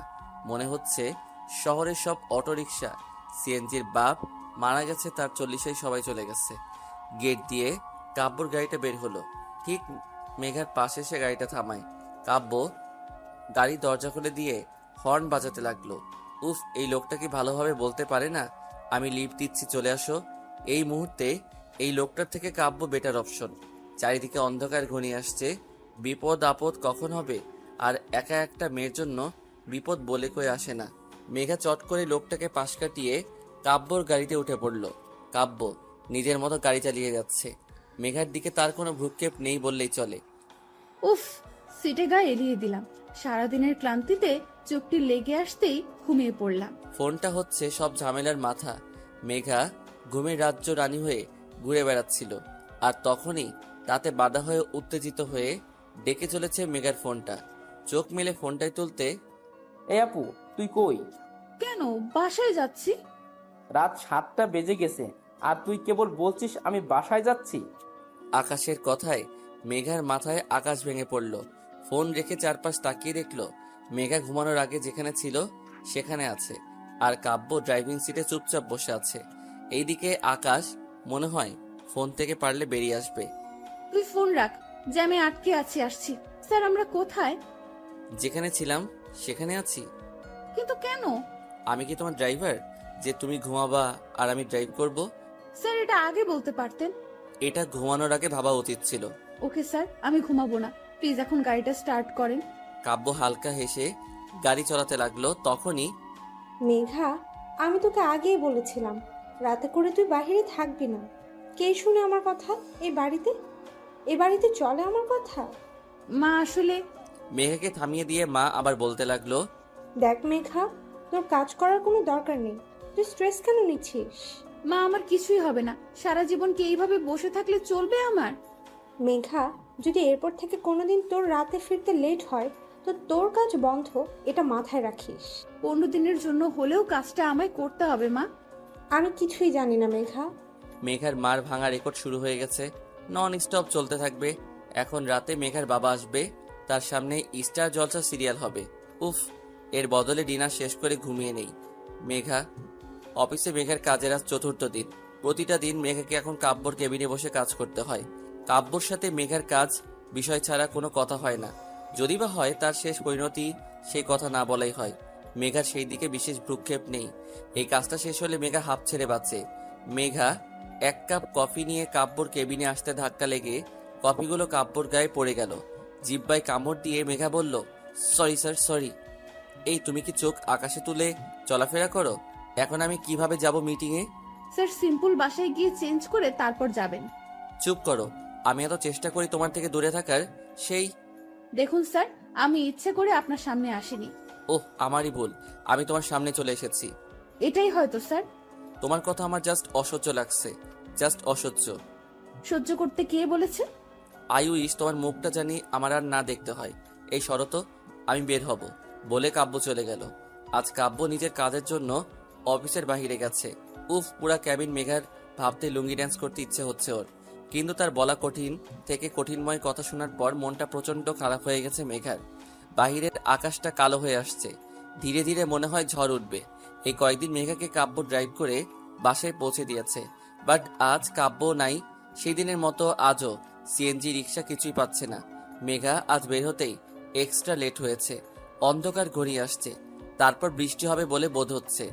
দূরের চায়ের দোকানে বসে আসিফ নামের ছেলেটি মেঘাকে লক্ষ্য করে যাচ্ছে। কেমন জানি ভয় হতে লাগলো মেঘার। মেঘা ফোনটা ব্যাগ থেকে বের করে হাঁটা শুরু করলো আর আকাশকে ফোন দিতে লাগলো। অদ্ভুত বিষয় কি জানেন, যখন আমাদের কারো প্রয়োজন হবে তখন তাকে পাবোই না। ফোনে তো আরও না। হয়তো তার ফোন বন্ধ আসবে, নয়তো ধরবে না। মেঘার সাথে তাই হচ্ছে। পিছু ফিরতেই মেঘা দেখলো আসিফ নামের ছেলেটি মেঘার পিছুই পিছুই আসছে। তাকে দেখে দ্বিগুণ স্পিডে দৌড়াতে লাগলো মেঘা। শুধু একটা শব্দ এই মুহূর্তে মেঘার কানে আসছে, আর তা মেঘার হৃৎপিণ্ডের ধুকধুকারি শব্দ। চারিদিকটা কেমন জানি অন্ধকার হয়ে আসছে। কোনো কিছুই না দেখে পাগলের মতো দৌড় চলছিল মেঘা। ক্লান্ত হয়ে নিস্তেজ হয়ে পড়েছে মেঘা। সবকিছুই ঘোলাটে লাগছে। হুট করে সামনের গাড়ির হেডলাইটের আলো চোখে এসে পড়ায় আর কিছুই দেখতে পারল না মেঘা। রাস্তা ধরা লোকজনের ভিড় জমলো, কিন্তু কেন কিছুই আর মাথায় আসছে না মেঘার। রাত 9:30 মেঘার মার প্রেশারটা বেড়েছে। তিনি সোফায় গা এলিয়ে দিয়ে শুয়ে আছেন। আকাশ অস্থিরভাবে পায়চারি করছে আর বারবার মেঘার ফোনে ফোন দিয়ে চলেছে। প্রতিবারের মতো মেঘার ফোনটা অফ আসছে। বাহিরে প্রচুর বৃষ্টি হচ্ছে। এক ঝড় তুফানে এলোমেলো করে দিচ্ছে শান্ত শহরটাকে। আকাশ বসে না থেকে রেইনকোটটা পরে বাইকের চাবিটা নিয়ে যেতেই মেঘার মা বললেন, তোর বাবা 2 দিনের কাজে বাহিরে গেছে, তাকে বিষয়টা জানাবো? না মা, বাবাকে এখন কিছুই বলা ঠিক হবে না। আচ্ছা। আকাশ যেতেই আবার মেঘার মা বলে উঠল, হ্যাঁ রে, মেঘার কিছুই হবে না তো? ভয়ে আকাশের মুখটা চুপসে গেল। আপুর যদি কিছু হয় তার জন্য শুধু সে দায়ী থাকবে, এসব তার জন্য হচ্ছে। আকাশ আর কিছুই না বলে বেরিয়ে গেল। তুমুল বৃষ্টির মধ্যে মেঘাকে আকাশ অনেক জায়গায় খুঁজলো, কিন্তু না পেয়ে বাধ্য হয়ে কাব্যদের বাসায় গেল। 10:20 এই ঝড় বৃষ্টির রাতে কে আসতে পারে তা ভাবে বাড়ির কাজের লোকটা দরজাটা খুলে দিল। চুপ সে ভিজে গেছে আকাশ। আকাশ ভিতরে এসে বলল, কাব্য ভাইয়া বাসায় আছেন? অদ্ভুতভাবে তাকিয়ে আছে কাজের লোকটি, কোনো উত্তর দিচ্ছে না সে। এবার আকাশ চেঁচিয়ে বলল, কাব্য ভাইয়া বাসায় আছে? আকাশের চিৎকার শুনে নেহা নেমে এসে অবাক হয়ে গেল। এই বৃষ্টির রাতে সে এখানে? তুমি এখানে কি করছো? কাব্য ভাইয়া কই? কেন উপরে? আকাশ নেহার হাত ধরে উপরের দিকে নিয়ে গেল। নেহাকে আর কোনো কথা বলার সুযোগ দিল না। কাব্যর রুমের সামনে এসে নেহা অনেকক্ষণ ধরে ডেকে যাচ্ছে। কাব্যর কোনো সারা শব্দ পাচ্ছে না। অনেকক্ষণ পর কাব্য উঠে এসে বলল, কি হয়েছে নেহা? চোখ ডলতে ডলতে এসে দরজা খুলে দাঁড়ালো। আকাশকে দেখে কাব্য অনেকটা হতবাক হলো। এই ছেলেটা এত রাতে এখানে কি করছে? ভাইয়া, আপনি মেঘা আপুকে দেখেছিলেন? কেন, মেঘা বাসায় ফিরেনি? না ভাইয়া, এখনো না ফোনে পাওয়া যাচ্ছে না, সব জায়গায় খুঁজেছি, কোথাও নেই। কি বলছো কি তুমি? আজ আমি অফিসে ছিলাম না, কাজে বাইরে গেছিলাম, সেখান থেকে সোজা বাসায় আসছি। তাহলে মেঘা? হলরুমের সোফায় মাথা নিচু করে বসে আছে আকাশ, পাশে দাঁড়িয়ে আছে নেহা। কাব্য বারবার মেঘার ফোনে ফোন দিচ্ছে, কিন্তু তা বন্ধ আসছে। কিছুক্ষণ পর আকাশের ফোনে ফোন এলো। মেঘার ফোন। আকাশ তাড়াহুড়ো করে ফোনটা ধরলো আর বলল, এই আপু, তুমি কই? কখন থেকে ফোন দিচ্ছি। সরি স্যার, আমি আপনার বোন নই। তো আপনি কে? আমার বোন কই? স্যার, আপনার বোনের অ্যাক্সিডেন্ট হয়েছে, সিটি হাসপাতালে আছে। এইটুকু শুনে আকাশের হাত থেকে ফোনটা পড়ে গেল। কাব্য এসে আকাশকে ধরলো, বলল, কি হয়েছে? আপুর অ্যাক্সিডেন্ট হয়েছে? কই আছে, কোন হসপিটালে? City hospital? কাব্য দৌড়ে গাড়ির চাবিটা নিয়ে বেরিয়ে পড়ল। কিভাবে জানি সে এত দৌড়ে চলছে সে জানে না। আজকের একটা কথা কাব্যর মনে হচ্ছে, আই উইশ তোমার মুখটা আর দেখতে না হয়। বারবার নিজের বলা কথাটা কানে বাজছে কাব্যর। বৃষ্টিধারা থাকে থামাতে পারছে না। সে জোরে জোরে ড্রাইভ করে চলেছে। সিটি হসপিটালে আসতেই সবাই অনেকটা অবাক হয়ে কাব্যর দিকে তাকিয়ে আছে। কাব্য 3/4 প্যান্ট পরে আছে, সাথে নীল টি শার্ট, পায়ে বাসায় পরা স্লিপার। কাব্য রিসেপশনে এগিয়ে যেয়ে বলল, Megha? Accident case sir. G. I am sorry sir. মানে? না না, আমি ইঞ্জেকশন দিব না, আপনি বোঝার চেষ্টা করুন। আমার কাছ থেকে এটা দূরে রাখুন, দূরে রাখুন বলছি। মেঘা রাগান্বিত হবে নার্সকে কথাটা বলছে। মেঘার একপাশে সাদা অ্যাপ্রন পরা মেয়ে দাঁড়িয়ে অনেক বিরক্ত হবে তাকে দেখছে, আর মেঘা অনর্গল কথা বলে যাচ্ছে নার্সের সাথে। দেখুন, এই যে এই সুইটা, বুঝতে পারছেন এটা শরীরে ঢুকে গেলে কি বিশ্রী অবস্থা হবে আপনি ভাবতে পারছেন? কাব্য অবাক হয়ে এসব দেখছে। কাব্যর সাথে আসা নার্স কাব্যকে উদ্দেশ্য করে বলে উঠল, স্যার, আমার ডক্টররা ক্লান্ত, প্লিজ আপনি কিছুই করুন প্লিজ স্যার। কাব্য ঘাড় কাত করে হ্যাঁ সূচক উত্তর দিল, আর নার্সটা চলে গেল। কাব্য কেবিনে ঢুকতে মেঘা বলল, স্যার দেখুন না প্লিজ, আমার ইঞ্জেকশনটা লাগাতে বারণ করুন প্লিজ, আমার রিকোয়েস্ট, এটা শুনছে না। মেঘা, তোমার মাথায় দেখো কতটা লেগেছে, এটা তোমায় নিতে হবে, বাচ্চাদের মতো করো না। নো, আমি নিব না, একদম ক্লিয়ার। মেঘা, তুমি কি বাচ্চা যে এত ছোট ইঞ্জেকশন তোমার অনেক বড় ক্ষতি হয়ে যাবে? স্যার আপনি বুঝতে পারছেন না, এই ইঞ্জেকশনটা যখন আমার গায়ে লাগাবে তখন কতটা ব্যথা লাগবে আমার। OMG! মেঘা, কিছুই হবে না, জাস্ট একটু লাগবে, একটু। না না না না না স্যার, না না, আমি লাগাবো না। এত হট্টগোলের মধ্যে কেবিনের দরজা খুলে ভিতরে ঢুকলেন ডক্টর রাহাত। তিনি কাব্যর কাঁধে হাত রাখতে কাব্য উঠে দাঁড়ালো মেঘার বেড সাইডে। তিনি বসে মুচকি এসে মেঘাকে বললেন, আপনি চকলেট পছন্দ করেন? হ্যাঁ ডক্টর, খুবই। আপনার জন্য আমার কাছে চকলেট আছে। বাঁ পকেট থেকে আহাত চকলেট বের করে মেঘার দিকে বাড়িয়ে দিল। মেঘা চকলেট খাচ্ছে। আহাদ হাসি মুখে মেঘাকে জিজ্ঞেস করলো, আচ্ছা, আপনার নামটা তো জানাই হলো না। ও ডক্টর, আমার নাম মেঘা রহমান। আপনার? আমি ডক্টর আহাদ। আচ্ছা মিস মেঘা, আপনি কি রেসার? না তো। তাহলে আপনি রাস্তার মধ্যে দৌড় দিচ্ছিলেন কেন? যদি আমি ব্রেক না করতাম তখন আপনার কিছুই হলে তখন? আসলে ডক্টর, এই লোকটা আমার পিছু নিয়েছিল।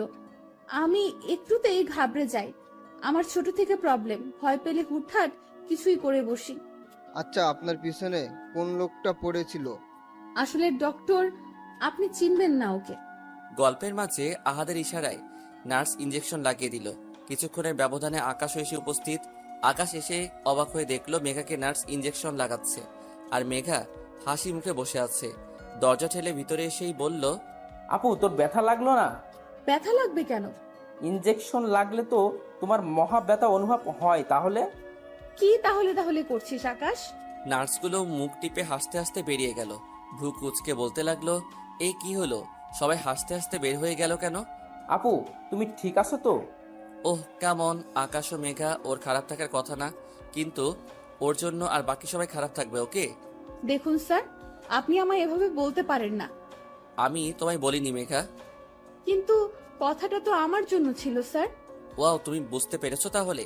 তোমার মতো বাচ্চা কাচ্চা মানুষ আবার কথা বুঝে? আমি মোটেও বাচ্চা নই।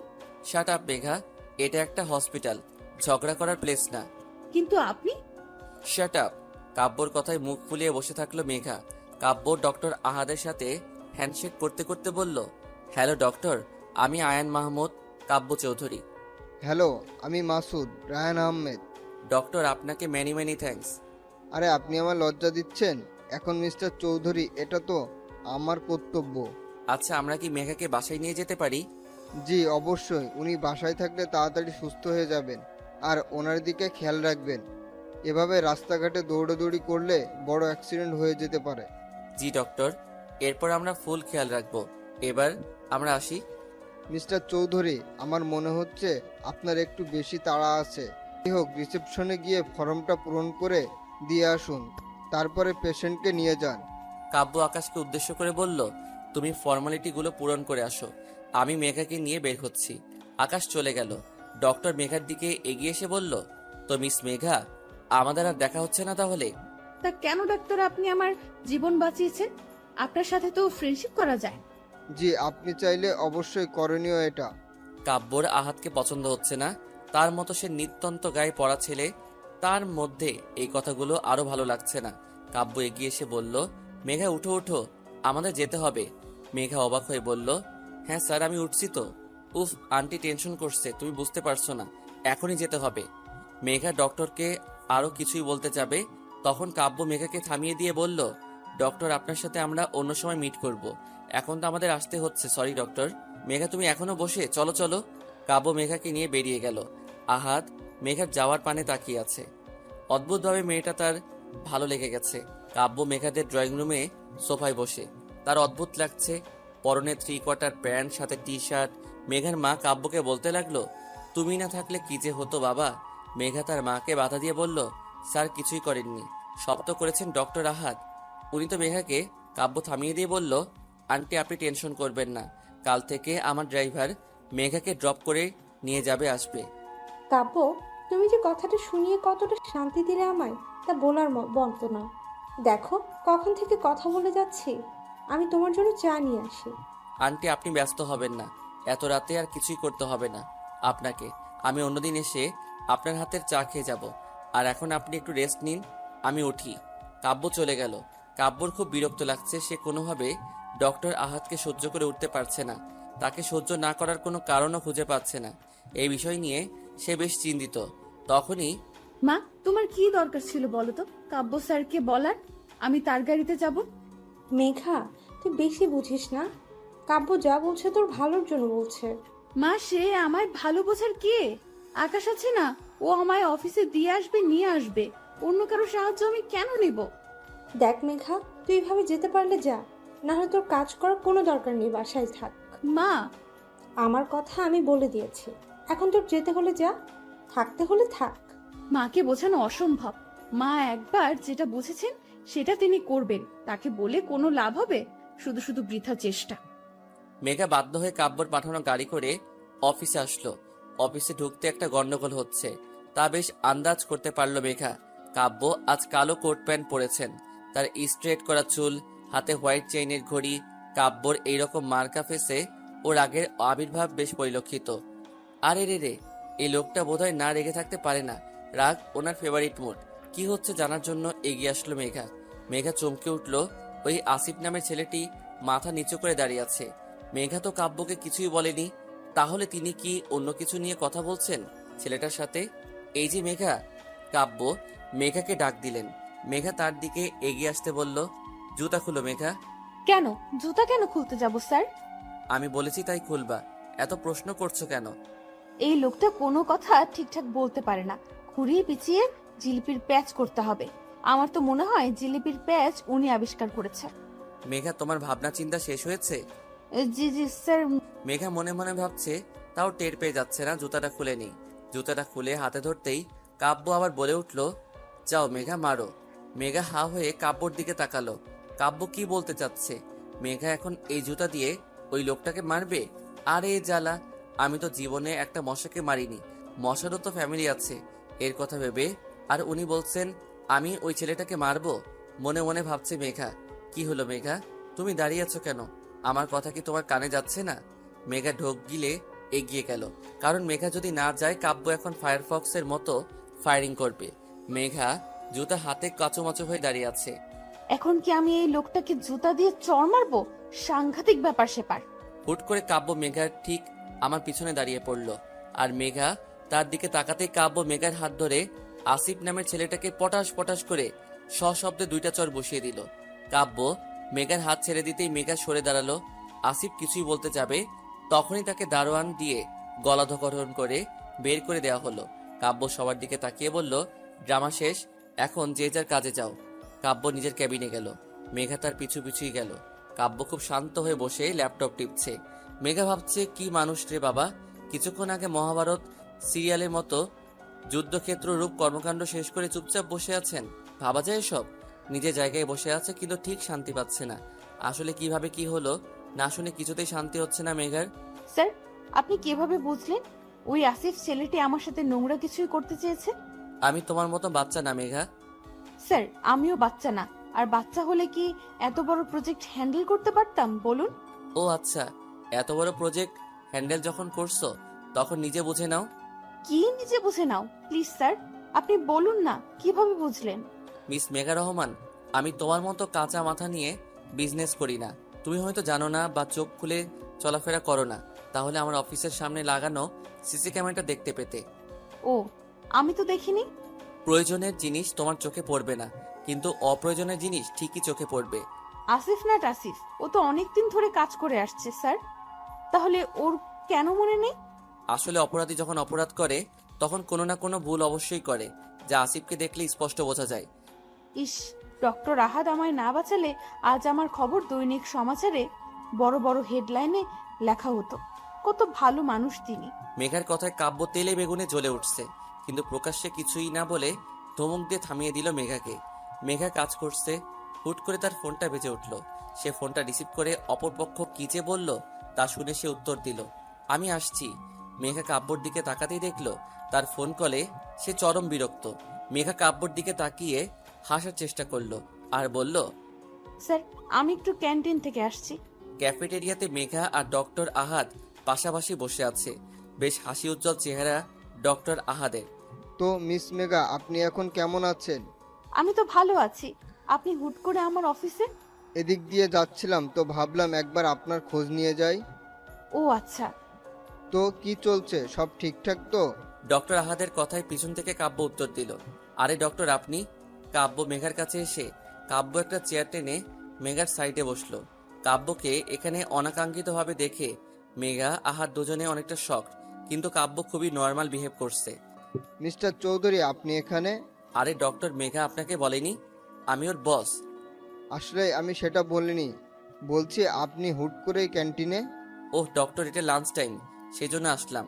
প্রচন্ড রকম ক্ষুধা লেগেছে, আমরা কিছু অর্ডার করি? স্যার, আমার জন্য চকলেট কেক অবশ্য করবেন। ওকে মেঘা। ডক্টর আহাদ, আপনার জন্য স্পেশাল কিছু? ডক্টর আহাদের অনেক বিরক্ত লাগছে, তিনি মেঘার আর তার মাঝে তৃতীয় ব্যক্তিকে এই মুহূর্তে পছন্দ করছেন না। কিন্তু মিস্টার চৌধুরী যে কোথা থেকে উড়ে এসে জুড়ে বসলেন তা নিয়ে বেশ চিন্তিত দেখা যাচ্ছে তাকে। মেঘা কেকটা কেমন? কাব্যর কথায় ডক্টর আহাদ ড্যাব ড্যাব চোখে মেঘার দিকে তাকালো। মেঘার তেমন ভাবান্তর হলো না। সে বেশ খেতে খেতে উত্তর দিল, অনেক tasty sir, let me taste. Kavya Megha কেকটা থেকে এক বাইট নিতেই ডক্টর আহাদ অনেকটা হতবাক হয়ে গেল। এসব কি করছেন মিস্টার চৌধুরী? তিনি কি বোঝাতে চাচ্ছেন আমায়? না, মেঘার ব্যাপারটা নিয়ে ফার্স্ট ভাবতে হবে দেখছি। মিস্টার আহাদ কিছুই বলছে না। কাব্য মেঘার সাথে অহেতুক কথা বলছে, যারা কোনো মানে কাব্য নিজে খুঁজে পাচ্ছে না। খাবার শেষ করে কাব্য আবার মেঘাকে বলল, মেঘা চলো, আমাদের এখন মিটিংয়ে যেতে হবে। স্যার, আমার আবার কিসের মিটিং? আরে মেঘা, তুমি বারবার ভুলে যাও, এটা কি হয় নাকি? চলো ফার্স্ট। মেঘা কাব্যর কথার কিছুই বুঝছে না। সে ডক্টর আহাদকে বলল, সরি মিস্টার আহাত, আজ আমি একটু ব্যস্ত। আমরা অন্য কোনো একদিন দেখা করে নিই। ওকে মেঘা, কোনো সমস্যা নেই। কাব্য মেঘাকে নিজের সাথে করে নিয়ে গেল। ব্যাপারটা মিস্টার আহাদের তেমন সুবিধার ঠেকল না। তিনি সন্দেহ দৃষ্টিতে বারবার কাব্যর দিকে তাকাচ্ছেন। আহাদ গম্ভীরভাবে কিছুই ভাবতে বসে গেল। কাব্য ড্রাইভ করছে, তার পাশের সিটে মেঘা বসে আছে। মেঘার কৌতূহলের দৃষ্টি নিয়ে কাব্যর দিকে তাকিয়ে আছে।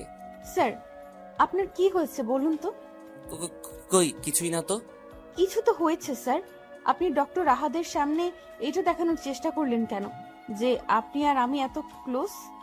আরে মেঘা, আমাদের কোম্পানির একটা রিপিটেশন আছে না? এভাবেই সবাই যদি ভাবে আমাদের কোম্পানির এমপ্লয়ীদের সাথে খারাপ ব্যবহার করি, তাহলে মার্কেটে আমাদের বদনাম হবে। কিন্তু স্যার, আপনি আমায় মিটিংয়ে কেন নিয়ে যাচ্ছেন?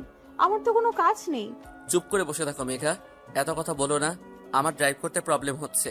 মেঘা চুপ করে গেল, কিন্তু কাব্য নিজে বুঝতে পারছে না সে কেন বা এমন বিহেভিয়ার করছে। কি হয়েছে? তার রেস্টুরেন্টে বসে আছে কাব্য, মেঘা, আর তাদের সামনে বসে আছেন তাদের ক্লায়েন্ট মিস্টার তাসকিন শরীফ। কাব্য আর মিস্টার শরীফ তাদের মিটিংয়ের বিভিন্ন প্রয়োজনীয় কথাবার্তা বলছে। মেঘা মনোযোগ দিয়ে তা শুনছে। যদিও তার ইচ্ছে করছে এখান থেকে দৌড়ে পালাতে, কিন্তু তার হচ্ছে কই। 3টায় মিটিং শেষ হলো। মিস্টার শরীফ মেঘার সাথে হ্যান্ডশেক করার জন্য তার দিকে হাত বাড়িয়ে দিল। মেঘা তো হাসি মুখে হাত মিলাতে যাবে, তখন কাব্য ঠ্যাস করে হাত মিলিয়ে নিয়ে বলল, আপনার সাথে কাজ করে আমাদের নিশ্চয়ই অনেক ভালো লাগবে। এখন তাহলে আসি মিস্টার শরীফ। চলো মেঘা, চলো। কাব্যর এমন অদ্ভুত বিহেভিয়ার মিস্টার শরীফ আর মেঘা দুজনেই হতবাক। কি হয়েছে তা জানতে হবে মেঘার। রোড সাইডে গাড়ি দাঁড় করিয়ে মেঘা চুরিওয়ালার কাছ থেকে চুরি কিনছে আর এক এক টাকার জন্য দাম কষাকষি করছে। কাব্য গাড়িতে হেলান দিয়ে 2 হাত পকেটে রেখে দেখে চলেছে মেঘাকে। মেঘা ছাড়া আর কোনো কিছুই তার চোখে পড়ছে না। মেঘার চুলগুলো হালকা বাতাসে উঠছে। কোমরে হাত দিয়ে সে দোকানের সাথে দাম কষাকষি করছে। কাব্য ভাবতে লাগলো, প্রথম দিন তোমার ভয়েস শুনে তোমার প্রতি মুগ্ধ হয়ে গেছিলাম। আমি তখন ভেবেছিলাম এমন ভয়েস আর কারো হতে পারে না, কারো না। তোমায় যেদিন দেখতে গেলাম, বিশ্বাস করো তোমার প্রতি আকর্ষণটা আরো বেড়ে গেছিল। তোমায় গাঢ় নীল রঙের শাড়িতে দেখে তোমার কাছের চুড়িগুলো ঝনঝন শব্দ করে বড্ড জ্বালাচ্ছিল আমায়। কিন্তু নিয়তি হয়তো আমাদের নিয়ে অন্য কিছুই লিখেছিল, তাই তো তুমি আমার হলে না। হয়ে গেল তোমার সাথে আমার এক মহাযুদ্ধ কাহিনী। সেদিন তোমার মুখে ওই হাড়ের ডক্টর আহাদের নামে এত গল্প শুনে আমার ইচ্ছা করছিল হাড় ডাক্তারকে খুন করি। পরে বুঝলাম আমি তার প্রতি জেলাস, আর আসিফকে আমার খুন করতে ইচ্ছে হয়েছিল। ওর এত সাহস তোমার দিকে চোখ তুলে তাকায়। এইসব থেকে হিসাব করে বুঝলাম আমি তোমায় ভালোবাসি। কি আই লাভ ইউ মেঘা। কাব্য হাসি নিয়ে মেঘার দিকে তাকিয়ে হতাশ হয়ে গেল। এই বাচ্চাকে এখন কিভাবে বোঝাবে সে? 1 ডজন চুরির জন্য কিভাবে ঝগড়া করছে। আল্লাহ, এই পিচিটাকে আমার ভালোবাসতে হলো। কাব্য মেঘার কাছে এগিয়ে গিয়ে চুরিওয়ালার পুরা ঝুড়িটা তুলে মেঘার হাতে দিল। চুরির দামের দ্বিগুণ টাকা চুরিওয়ালাকে দিল। খুশিতে গদগদ হয়ে চুরিওয়ালা চলে গেল। মেঘার ড্যাব ড্যাব চোখে কাব্যর দিকে তাকিয়ে আছে। তখনই, স্যার, এতগুলো চুরির আমি কি করব? রাখতে হলে রাখো, না হয় ফেলে দাও। স্যার, আপনি কি পাগল নাকি? এতগুলো টাকা দিয়ে কিনে ফেলে দিব? তাহলে রাখো নিজের কাছে। স্যার, আপনি আমায় এত চুরি কিনে দিচ্ছেনই বা কেন? তুমি না আমার কাছে 20 টাকা পাও? পাই তো। কেন স্যার, ওই টাকা তো কি এখন আমায় দেবেন? না, এখন তুমি আমায় চুরির টাকা দিবা মিস মেঘা। কি? আমি কি আপনার কাছে 3000 টাকার চুরি কিনে চেয়েছি? আমি আপনার চুরি নিবই না, বুঝলেন? নামো। কাব্য গাড়ি থামিয়ে মেঘাকে নামতে বলল। মেঘা অবাক হয়ে কাব্যর দিকে তাকালো আর বলল, কেন? চুরি ঝুড়িটা নাও আর নামো গাড়ি থেকে। মেঘা অবাক হয়ে ঝুড়িটা নিয়ে নামলো আর কাব্যর দিকে হা করে তাকিয়ে আছে। মিস মেঘা, এখন তুমি ভাবো আমার 3,000 টাকা কিভাবে দিবে। টেবিল মার্কা হাসি দিয়ে কাব্য গাড়ি নিয়ে মেঘার সামনে শো করে চলে গেল। কি হলো এটা বোঝার জন্য মেঘা চারদিকে তাকাতে দেখলো এ কি, কাব্য মেঘাকে ওর বাসার সামনে নামিয়ে দিয়ে এত সহজে ছুরি ধরিয়ে দিয়ে চলে গেল। আর মেঘা বোকার মতো বকবক করে আস্তে আস্তে বাহিরের দিকে খেয়াল করলো না। মেঘা ভাবলো না এখন চুপচাপ বাসায় ঢুকতে হবে। মা যদি আমার হাতে এই ঝুড়ি দেখে তাহলে তো এলাহি কাণ্ড বেঁধে দিবে, 1000টা প্রশ্নের তীর নিক্ষেপ করবে আমার দিকে, আর অহেতুক সন্দেহ দৃষ্টি দিয়ে গিলে খাবে। চুপচাপ খুব সাবধানে পা ফেলে বাসার ভিতরে প্রবেশ করলো মেঘা। নিজের রুমে এসে দীর্ঘ নিঃশ্বাস ছাড়লো। যাক বাবা, বাঁচা গেল। আকাশ আমার কথা শুনে, আকাশ শোনো, দাঁড়াও, কোথায় যাচ্ছ তুমি? নেহা, আমাকে যেতে দাও। তোমার সাথে আমি আর কোনো কথা বলতে চাই না, প্লিজ। কি হয়েছে আকাশ, তুমি এভাবে বলছো কেন? দেখো নেহা, তোমার জন্য আমি আমার বেচারি বোনটার এই অবস্থা করেছি। শুধুমাত্র আমার জন্য মাকে এত টেনশন কাটাতে হয়েছে। আমার জন্য আপু এত বড় বিপদের মুখ থেকে ফিরে এসেছে। প্লিজ নেহা, আমি আর কিছুই করতে পারবো না। আমার বোনকে আমি ভালোবাসি, তার ক্ষতি আমি আর করতে পারি না। ঠিক আছে আকাশ, আমরা আর এসব করব না, ফাইন? না নেহা, তুমি আমায় ভুলে যাও। তোমার ফ্যামিলি কখনো আমায় মেনে নিবে না। প্লিজ আমায় ভুলে যাও। তুমি অন্য কোনো বড়লোক বাবার ছেলেকে বিয়ে করে সুখে থাকো। আকাশ, তুমি আমায় এভাবে বলছো? আমি বাধ্য হচ্ছি নেহা, পরিস্থিতি এর জন্য আমি বাধ্য হয়েছি। নতুন কাউকে পেয়েছো? সি নেহা, তুমি আমায় এমন ছেলে ভাবো? আমি আর কাউকে নিজের জীবনের সাথে জড়াবো না নেহা, সত্যি বলতে আমি পারবো না। তাহলে কি আমি আর কোনোদিন তোমার সাথে কথা বলতে পারবো না? না, আজ থেকে তুমি আমার সাথে যোগাযোগ করার চেষ্টা করো না। ভালো থেকো। আকাশ চলে যাচ্ছে। নেহা আকাশের যাওয়ার পানে তাকিয়ে আছে। আকাশ একবারও ফিরে নেহার দিকে তাকাচ্ছে না। নিজের চোখের পানি লুকাতে সে নেহার দিকে ফিরে তাকাচ্ছে না। নেহা অঝরে কান্না করছে, তার কান্নার বাদ মানছে না। চিৎকার করে কান্না করতে পারলে আজ একটু শান্তি পেত সে। কাব্য গুনগুন করে গান গাচ্ছে আর পকেটে হাত দিয়ে নেহার রুমের দিকে যাচ্ছে। প্রেমে পড়েছি আমি, প্রেমে পড়েছি, প্রথম দেখাতে তার প্রেমে পড়েছি। কাব্য গান গাচ্ছে, নেহা মুখ ফুলিয়ে বসে আছে। নেহা বিরক্ত নিয়ে বলল, এই ভাইয়া, কি শুরু করলি তুই? এই তো সমস্যা কি? সমস্যা আমার না, তোর। আমার সমস্যা থাকলে এত সুন্দর গান গাইতাম বল। তোর সমস্যা, তুই নিয়ে ভাগ এখান থেকে, আমার মুড অফ। বোন শোন না, প্রেমে পড়েছি, আমি প্রেমে পড়েছি। অনেক সুন্দর গান ভাইয়া, এখন যা। এই তুই কি বুঝছিস না আমার অবস্থা? শুনতে পাচ্ছিস না তুই? কি শুনবো? মনের কথা। কই গিয়ে শুনবো? দুয়ারে গিয়ে শোন। হ্যাঁ, খেয়ে দিয়ে কাজ নেই এই রাতের বেলা, আমি মানুষের মার খেতে যাই। মায়ের কেন খাবি? এখন মানুষের দুয়ারে গিয়ে নক করলে আমায় মার না দিয়ে কি দুধ ভাত দেবে? কাব্য নেহার মাথার পিছনে মেরে বলল, ওরে গাধির আম্মা, আমি তোকে আমার মনের কথা শুনতে বলেছি, আমার মনের দুয়ারে গিয়ে ডাফার। আচ্ছা, উফ, চিৎকার করছিস কেন? তোর মতো গাধির আম্মার কাছে আমি কথা শেয়ার করতে আসছি, যা বলবই না। আরে ভাই ভাই, রাগ করিস না, প্লিজ বল, প্লিজ। আমি না। কি? ইস কি লজ্জা, কি লজ্জা। ভাই, নতুন বইয়ের মতো লজ্জা পাস কেন বলতো তুই? আমি না মেঘাকে ভালোবেসে ফেলেছি। কি? সত্যি সত্যি ভাইয়া? কি হলো, তুই এত খুশিতে লাফাচ্ছিস কেন? আরে ভাই, খুশিতে খুশিতে মেঘলা ভাবি আমার ভাবতে। এত খুশি হওয়ার কিছুই নেই, এখনো মেঘা জানে না আমি ওকে ভালোবাসি। আরে ভাইয়া, নো টেনশন, ভাবি পটে যাবে তো। সত্যি তো? সত্যি। 1000 में मेरा बहना है। হয়েছে, পাম না দিয়ে যাও, ফুটো। কাব্য আবার গান গাইতে গাইতে চলে গেল। প্রেমে পড়েছি আমি, প্রেমে পড়েছি, প্রথম দেখাতে তার প্রেমে পড়েছি, প্রেমে পড়েছি আমি, প্রেমে পড়েছি, প্রেমে পড়েছি, সে যে রূপে অপরূপা অনন্যা, পৃথিবীতে নাই তার কোনো তুলনা, প্রেমে পড়েছি আমি, প্রেমে পড়েছি। কাব্য যেতেই নেহা খুশিতে আকাশকে ফোন দিল। আকাশ ফোন তুলে বলল, আমি তোমায় মানা করছি না নেহা, আমায় ফোন দিতে প্লিজ। আমি তোমার কোনো কথা শুনতে চাই না, প্লিজ আমায় ছেড়ে দাও প্লিজ। নেহাকে কিছুই বলার সুযোগ না দিয়ে আকাশ ফোনটা কেটে দিল। শালা, তোকে কাল ভার্সিটিতে দেখাচ্ছি। নেহার আগে ফোনটা রেখে ঘুমাতে চলে গেল। ঘড়ির কাঁটায় 12টা বেজে 10 মিনিট। বালিশের নিচে থাকা ফোনটা চিৎকার করে বেজে উঠছে। দুইটা জিনিস মানুষের শান্তি হারাম করতে পারে, 1 মাঝরাতে কারো আগমন, আর 2 এই মাঝরাতের ফোন। মেঘা চোখ ডলতে ডলতে ফোনটা তুলল। অপর পাশ থেকে একজন প্রায় চিৎকার করে বলল, এত টাইম লাগে কেন ফোন ধরতে? ও তুমি কি ঘুমাচ্ছিলে? মেজাজটা 99 সেলসিয়াস মাত্রায় বেড়ে গেল মেঘার। কি বলে, রাত 12টায় ফোন দিয়ে বলে ঘুমাচ্ছ? বিরক্ত মাখা কণ্ঠে বলল, না তো, আমি তো ডান্স করছিলাম। এত রাতে তুমি ডান্স কেন করছো মেঘা? আমার ইচ্ছা, আপনার কি? আপনি কে? আমি কে? মেঘা মাথাটা গরম করো না তো। আপনার মাথা গরম হলে আমার কি? মেঘা বাড়াবাড়ি হচ্ছে কিন্তু। আমি বাড়াবাড়ি করছি, তাতে আপনার কি? মেঘা, এর ফল কিন্তু তোমাকে ভোগ করতে হবে। আমায় ফল ভুগতে হবে, তাতে আপনার কি? মেঘা, আমি রেগে গেলে কিন্তু যা ইচ্ছা তাই করব। আপনি যা ইচ্ছা হয় তাই করুন, তাতে আমার কি? ঠিক আছে, ওয়েট অ্যান্ড ওয়াচ বলে কাব্য ফোনটা কেটে দিল। মেঘা আবার ঘুমে তলিয়ে গেল। 1 মিনিট লাগে না তার ঘুমাতে, একদম ঘুম পড়ি।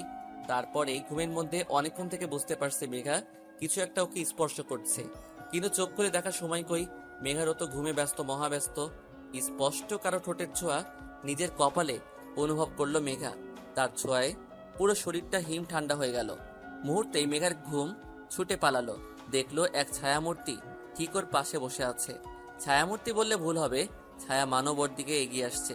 মেঘা জোরে চিৎকার দিতে যাবে, তখনই খপ করে মেঘার মুখে হাত দিয়ে চেপে ধরলো। নাইট লাইটের আলোয় মানুষটার মুখ দেখে দ্বিগুণ ভোল্টেজে শক খেলো মেঘা। এমা, এ তো কাব্য স্যার। এত রাতে আমার বাসায় কি করছেন? কেউ দেখলে কি ভাববে আমায়? কাব্য মেঘার মুখ খুব শক্ত করে চেপে ধরে মেঘার পাশে শুয়ে মেঘার দিকে মিটমিট করে হেসে চলেছে। কাব্য মেঘাকে ছেড়ে দিতেই স্যার, আপনি এখানে কি করছেন? মেঘার দিকে দ্বিগুণ ফিসফিস করে বলল, আমার যা ইচ্ছে হয় করতে বললা, আর এখন ইচ্ছে হয়েছে তাই এখানে আসছি। কি? আপনি এত রাতে আমার রুমে আসবেন? কেউ দেখলে কি ভাববে? সেটা তোমার সমস্যা, তাতে আমার কি? দেখুন স্যার, আমার ভুল হয়েছে, আপনার সাথে লাগা উচিত হয়নি। আপনি ইগো বজায় রাখার জন্য সব করতে রাজি। এখন আমি যাব না, এখানেই থাকবো। কি? স্যার প্লিজ প্লিজ, আপনি যান প্লিজ। তুমি কি আমার বউ না গার্লফ্রেন্ড যে আমি তোমার কথা শুনবো? আপনি যদি ভালো ভালোই না যান তো তো কি করবা শুনি? আমি চেঁচিয়ে সবাইকে ডাকবো আর বলবো আপনি আমার রুমে জোর করে ঢুকে এসেছেন। আমি বলবো তুমি আমায় ফোন করে আসতে বলেছো। আমার ফোন লিস্টটা দেখিয়ে দিব। আল্লাহ, কোন বিপদে ফেললে আমায়।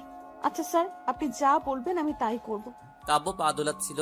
মেঘার কথায় রীতিমতো খুব উৎসাহের সঙ্গে এগিয়ে এসে বলল, যা বলবো তাই করবা? হ্যাঁ স্যার, তাই করব, বলেন। মেঘা কাব্যর হাত ধরে টেনে তুলল আর প্রায় ধাক্কাধাক্কি করে বেলকনিতে নিয়ে গেল। স্যার এখন আপনি যান প্লিজ স্যার। এমন ধাক্কা দিয়ে বের করছো কেন? ভালোবেসে তো বলতে পারো নাকি? মুখটা বাংলার পাঁচ করে বলল কথাটা। স্যার আপনি প্লিজ যান তো। কাব্য মেঘার দিকে কিছুক্ষণ তাকিয়ে থেকে মেঘার দিকে এগিয়ে আসলো। তারপর মেঘার হাত ধরে নিজের বুকের মধ্যে নিয়ে আসলো। কাব্যর বিহেভিয়ারে মেঘা অনেকটা শক, কিছুই বলার ভাষা খুঁজে পাচ্ছে না। কাব্য আস্তে আস্তে নিজের গালের সাথে মেঘার গাল ছোঁয়ালো। মেঘার কানের কাছে মুখ দিয়ে ফিসফিস করে বলল, কালো নীল শাড়ি আর হাত ভর্তি কাচের চুড়ি পরে আমার সামনে দাঁড়াবা, আর এটাই তোমার শাস্তি। কাব্য লক্ষ্য করলো মেঘা চুপটি করে দাঁড়িয়ে আছে। মেঘাকে ছেড়ে দিয়ে কাব্য ডেভিল টাইপের হাসি দিয়ে যেখান থেকে এসেছিল সেখান দিয়ে চলে গেল। মেঘা ঘরে এসে হাঁপ ছেড়ে বাঁচল। না, কাল শনি আছে কপালে, এটা ভেবে আবার গভীর ঘুমে আচ্ছন্ন হয়ে গেল মেঘা। আজ মেঘা গাঢ় নীল রঙের শাড়িটা পরে নিল। কাব্যর কথা অনুযায়ী হাতে নীল কাচের চুড়ি পরে নিল। অদ্ভুত হলেও সত্যি, প্রথমবার মেঘার কোনো ছেলের জন্য সাজতে ভালো লাগছে। কিছুই অবাধ্য অনুভূতি বেপরোয়া হয়ে উঠেছে। হালকা হাসি ঠোঁটের কোণে লেগে আছে মেঘার। হয়ে নিচে আসতে আকাশ বলল, পুসপুস হতা হ্যাঁ। কি ব্যাপার? কিছুই না, তোমার কি ব্যাপার? আমার আবার কি ব্যাপার হবে? উপন্যাসের হিরোইন সেজে কোথায় পাড়ি জমাচ্ছ? কোথাও না, বাজে কথা বলা বন্ধ করো, অশিক্ষিত। আরে আমি। চুপ কর। 2-4টা ধমক দিয়ে বাসা থেকে বের হলো মেঘা। অফিসে আসতে একটু লেট হয়ে গেল, ট্রাফিক জ্যামের জন্য লেট হয়েছে। অফিসে ঢুকতে কলিগ রিয়ান হাঁ করে তাকিয়ে আছে মেঘার দিকে। মেঘা তার সামনে গিয়ে তুড়ি মেরে বলল, কি হলো? তিনি বুকে হাত দিয়ে বলল, হায়, ঘায়েল করে দিচ্ছ তুমি আমায়, এইখানটাতে চিনচিন ব্যথা করছে তো। ও আচ্ছা, তাহলে আজকে ডাক্তারের কাছে যান। মেঘা কাব্যর কেবিনে ঢুকে দেখলো কাব্য রাগে প্রদীপের মতো জ্বলজ্বল করছে। মেঘা ভাবছে, এখন আমি আবার কি করলাম? এই লোকটা না আশ্চর্যজনক। ধ্যাত, যা করে করুক, ভালো ভালোই 2 দিন কেটে গেলে বাঁচি। ইজি চেয়ারে গা এলিয়ে দিয়ে বসলো মেঘা। কাব্য রেগে গেলেও কিছুই বলছে না, অদ্ভুত নিজের মতো কাজ করে চলেছে। মেঘার আর কি, ও ওর কাজগুলো করে নিলে বাঁচে। ভার্সিটির বটতলায় আকাশ বসে আড্ডা দিচ্ছিল। নেহা আসতেই সে উঠে চলে যেতে লাগলো। নেহা পথ আগলে ধরলো। আকাশ, আমার কথাটা শোনো প্লিজ। না নেহা, আমি তোমার কোনো কথা শুনতে চাই না প্লিজ। আকাশ, ভাইয়া মেঘা আপুকে ভালোবাসে। তাতে কি, আমার বোন তো বাসে না। মানে আপু যাতে ভাইয়ার প্রেমে পড়ে তা তো তোমাকেই প্ল্যান করতে হবে। প্লিজ নেহা, আমি কিছুই পারবো না, প্লিজ তুমি আমার পিছু ছেড়ে দাও প্লিজ। আকাশ আর কথা না বাড়িয়ে চলে গেল। নেহা দাঁড়িয়ে থেকে আকাশের যাওয়ার পানে তাকিয়ে আছে। আজ এই আকাশটাকে চিনতে নেহার বড্ড কষ্ট হচ্ছে। কাজের মাঝে মনে হয় মেঘার বাধাস্বরূপ মেঘার বেহায় ফোনটা ভ্যা ভ্যা করে উঠল। কাব্য মেঘার দিকে ভ্রু কুচকে তাকালো, আর একবার ফোনের স্ক্রিনের দিকে তাকাতেই মেঘা ফোনটা হাতে নিয়ে বলল, কে? আরে মেঘা, আমি আহাদ বলছি। ও ডাক্তার আপনি? হ্যাঁ বলুন। মেঘা, এখন একটু তোমার সময় হবে? কেন বলুন তো ডক্টর? আমার তোমার সাথে খুব প্রয়োজনীয় কথা ছিল। খুব প্রয়োজনীয় কি? হ্যাঁ মেঘা, খুব। আচ্ছা আপনি কোথায় এখন? তোমার অফিস ক্যান্টিনে আছি। আচ্ছা আমি আসছি, জাস্ট 5 মিনিট। মেঘা ফোন রাখে আর চোখে দেখলো কাব্য খুব মনোযোগ সহকারে এখন নিজের কাজে ব্যস্ত হয়ে পড়েছে। মেঘা ফোনটা নিয়ে কিছুক্ষণ ভাবলো, তারপর কেবিন থেকে বেরিয়ে ক্যান্টিনের উদ্দেশ্যে গেল।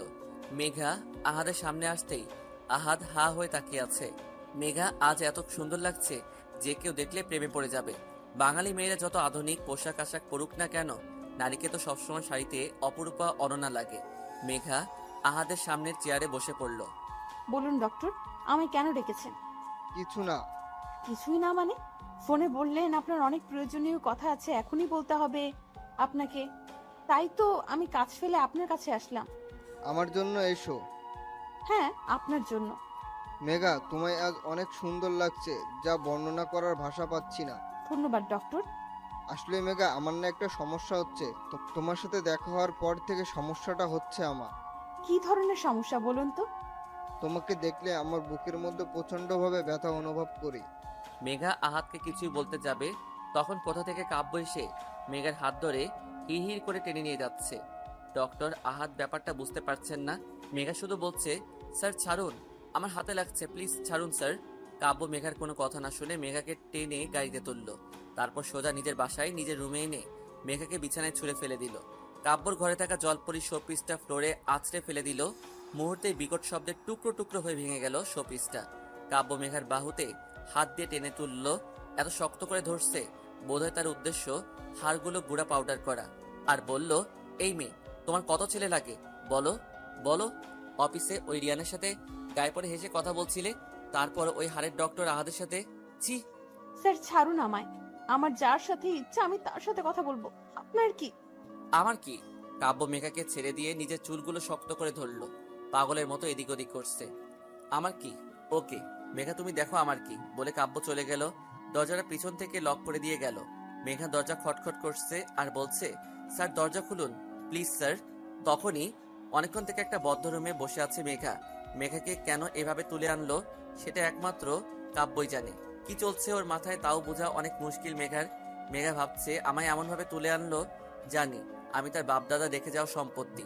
ওনার ব্যবহার অনেক অদ্ভুত ঠেকছে, কিসের জন্য তা বোঝা মুশকিল, নেহি নামুনকিন। হ্যাঁ, এখন আমি কি করি? আমার ফোনটা তো ক্যাফেটেরিয়ায় ফেলে এসেছি। ইস, কাজের সময় কোনো কিছুই আমি হাতের কাছে পাই না। এখন ইচ্ছে করছে বেলকনি থেকে লাফিয়ে পড়ি। লাফিয়ে পড়ার পর আমার ঠিক কতটা ব্যথা লাগবে তা যদি আগে থেকে জানতে পারতাম তাহলে লাফ দিয়ে দেখা যেত। হাজারো চিন্তাভাবনা নিয়ে অস্থিরতা সময় কাটছে মেঘার। পাক্কা 2 ঘন্টা পর দরজা খোলার শব্দ পেয়ে প্রায় দৌড়ে দরজার কাছে গিয়ে দাঁড়াতেই মেঘা অবাক হয়ে থমকে দাঁড়ালো। মেঘার সামনে মেঘার মা দাঁড়িয়ে আছে। মেঘার মা এসে হাসি মুখে মেঘাকে জড়িয়ে ধরল। মেঘা কিছুই বুঝতে পারছে না, এখানে ওকে জোর করে তুলে নিয়ে আসা হয়েছে, আর ওর মা খুশি হয়ে রীতিমতো দাঁত কেলিয়ে হাসছে। কি এমন হলো? মেঘার মা আসার সাথে সাথে কাজের লোকটা এসে ঘরটা পরিষ্কার করে দিয়ে গেল। মেঘার মা ওকে বলল, ছি ছি মেঘা, তুই এই শোপিসটা ভেঙে ফেলেছিস, সবাই দেখলে কি ভাববে বলতো? কি বলছে কি মা? আমি ভেঙেছি? আমার কি মাথা খারাপ? অন্য রুমের জিনিস ভাঙতে যাব? মেঘা ওর মাকে কিছুই বলতে যাবে, ওর মা মেঘাকে থামিয়ে দিয়ে নিজে বলল, আজ তোকে অনেক মিষ্টি লাগছে। আসলে মন থেকে এই দিনটা দেখার জন্য অনেক আশা করেছিলাম। প্রতিটা মায়েরই স্বপ্নটা মনের মধ্যে লালন পালন করে আজ সত্যি আমার গর্ব হচ্ছে। তুই আমাদের মতামতকে সম্মান করেছিস। ধুর, কি করেছি আমি সেটাই তো আমায় কেউ বলো। আমি তো কোনো কথা বলতে দিচ্ছ না, আমি মনে মনে বকবক করে যাচ্ছি। আর মা আমার সাথে বকবক করছে।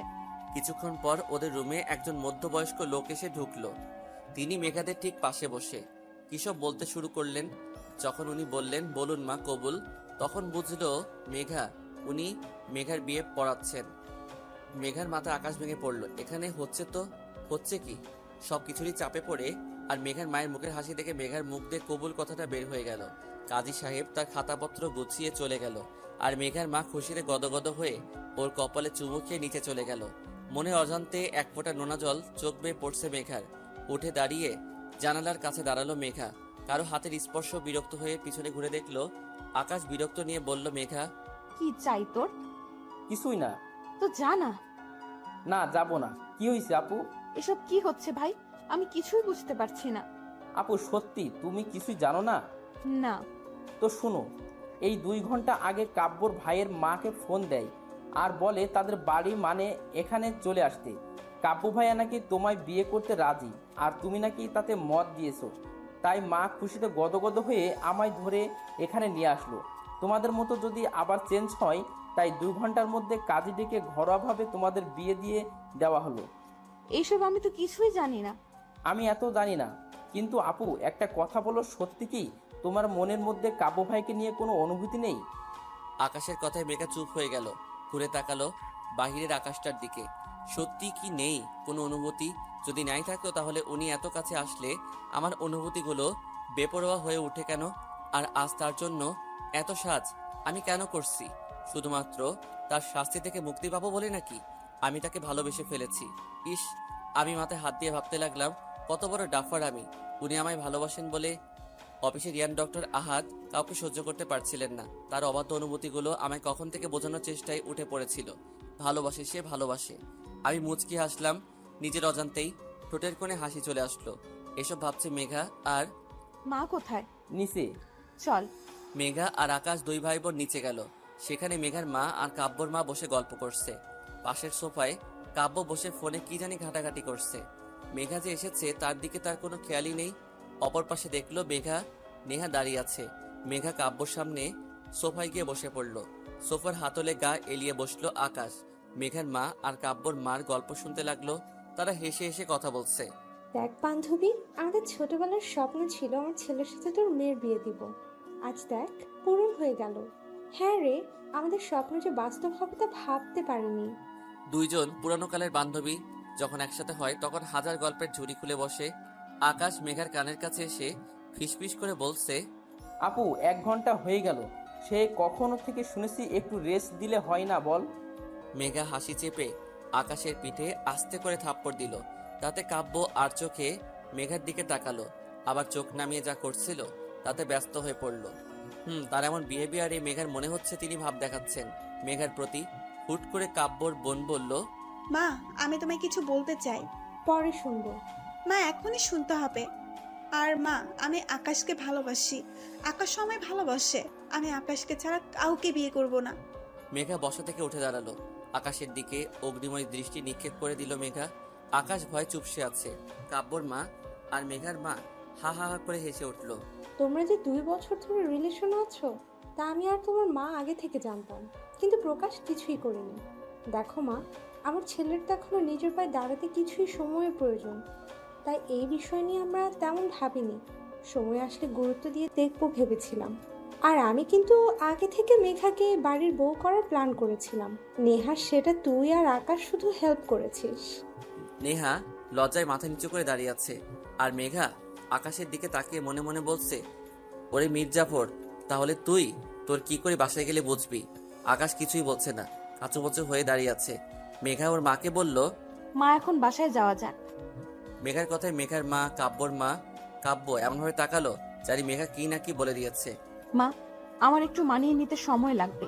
যদি সেই সময়টা তোমরা আমায় দিতে। তুমি তো জানো মা, এই 19 বছরে আমি কখনো কোথাও গিয়ে এক রাত থাকিনি। তাহলে এখন কিভাবে ভাবতে পারছো? মা, তুমি নেও, যত সময় নিবা নেও। আস্তে আস্তে তুমি সব গুছিয়ে নিতে পারবা। ওকে মেঘা, যতদিন ইচ্ছা তুমি সময় নাও, আমার কোনো সমস্যা নেই, আর কোনো তাড়াহুড়া নেই বলে কাব্য ফোনটা কানে নিয়ে কারোর সাথে কথা বলতে বলতে চলে গেল। মেঘা তার ব্যবহারে কেন জানি অনেক কষ্ট পেল। কেন পেল, কিসের জন্য পেল তাও জানে না। 1 মিনিট না দাঁড়িয়ে একরাশ অভিমান নিয়ে বাসায় চলে আসলো মেঘা। মেঘার সামনে আকাশ চুপচাপ বসে আছে, ওর মুখ থেকে কোনো কথা বের হচ্ছে না। তুই তো মির্জাফর পদবী কি ফেল করলি? তোর কি শাস্তি হওয়া উচিত? আপু আমি তো প্রেম করেছি, চুরি তো করিনি বল। বাবা কি আর শাহিরি, হ্যাঁ? বাচ্চা ছেলেকে এভাবে ভয় দেখাচ্ছিস কেন? ভাই তুই বাচ্চা। তো সব লোক রাজি তো কেয়া করেগা কাজী। এই আগে ফাইনাল পরীক্ষাটা দে, ফেল করলে বাসা থেকে বের করে দিবেই, সাথে নেহা। ফুর। ইস, আমি নেহার সাথে অনেক বাজে বিহেভ করছি, ওর কাছে সরি বলতে হবে। আকাশ ফোনটা হাতেই নিজের রুমে চলে গেল। নেহা ফোন ধরে বিরক্ত কণ্ঠে বলল, কি হয়েছে বলো? নেহা আমায় ক্ষমা করে দাও প্লিজ। নেহা প্লিজ। না, আমি তোমায় ক্ষমা করে দেব না। কিসের জন্য দেব? তুমি তো আমায় ভালোবাসো না। আমি তোমায় ভালোবাসি তো। না, বাসো না। তাই আমাদের মাঝে আর কিছুই হবে না। আচ্ছা, আমায় বর্ষা তোমার ডিপার্টমেন্টের মেয়েটাকে ফ্রেন্ড রিকোয়েস্ট দিয়েছে ভাবছি। এই সোজা ব্লক করব। তুই শুধু অন্য মেয়ের দিকে তাকালে না, তোর অবস্থা আমি খারাপ করে দিব। আমি তোমাকে অনেক ভালোবাসি নেহা। আমিও।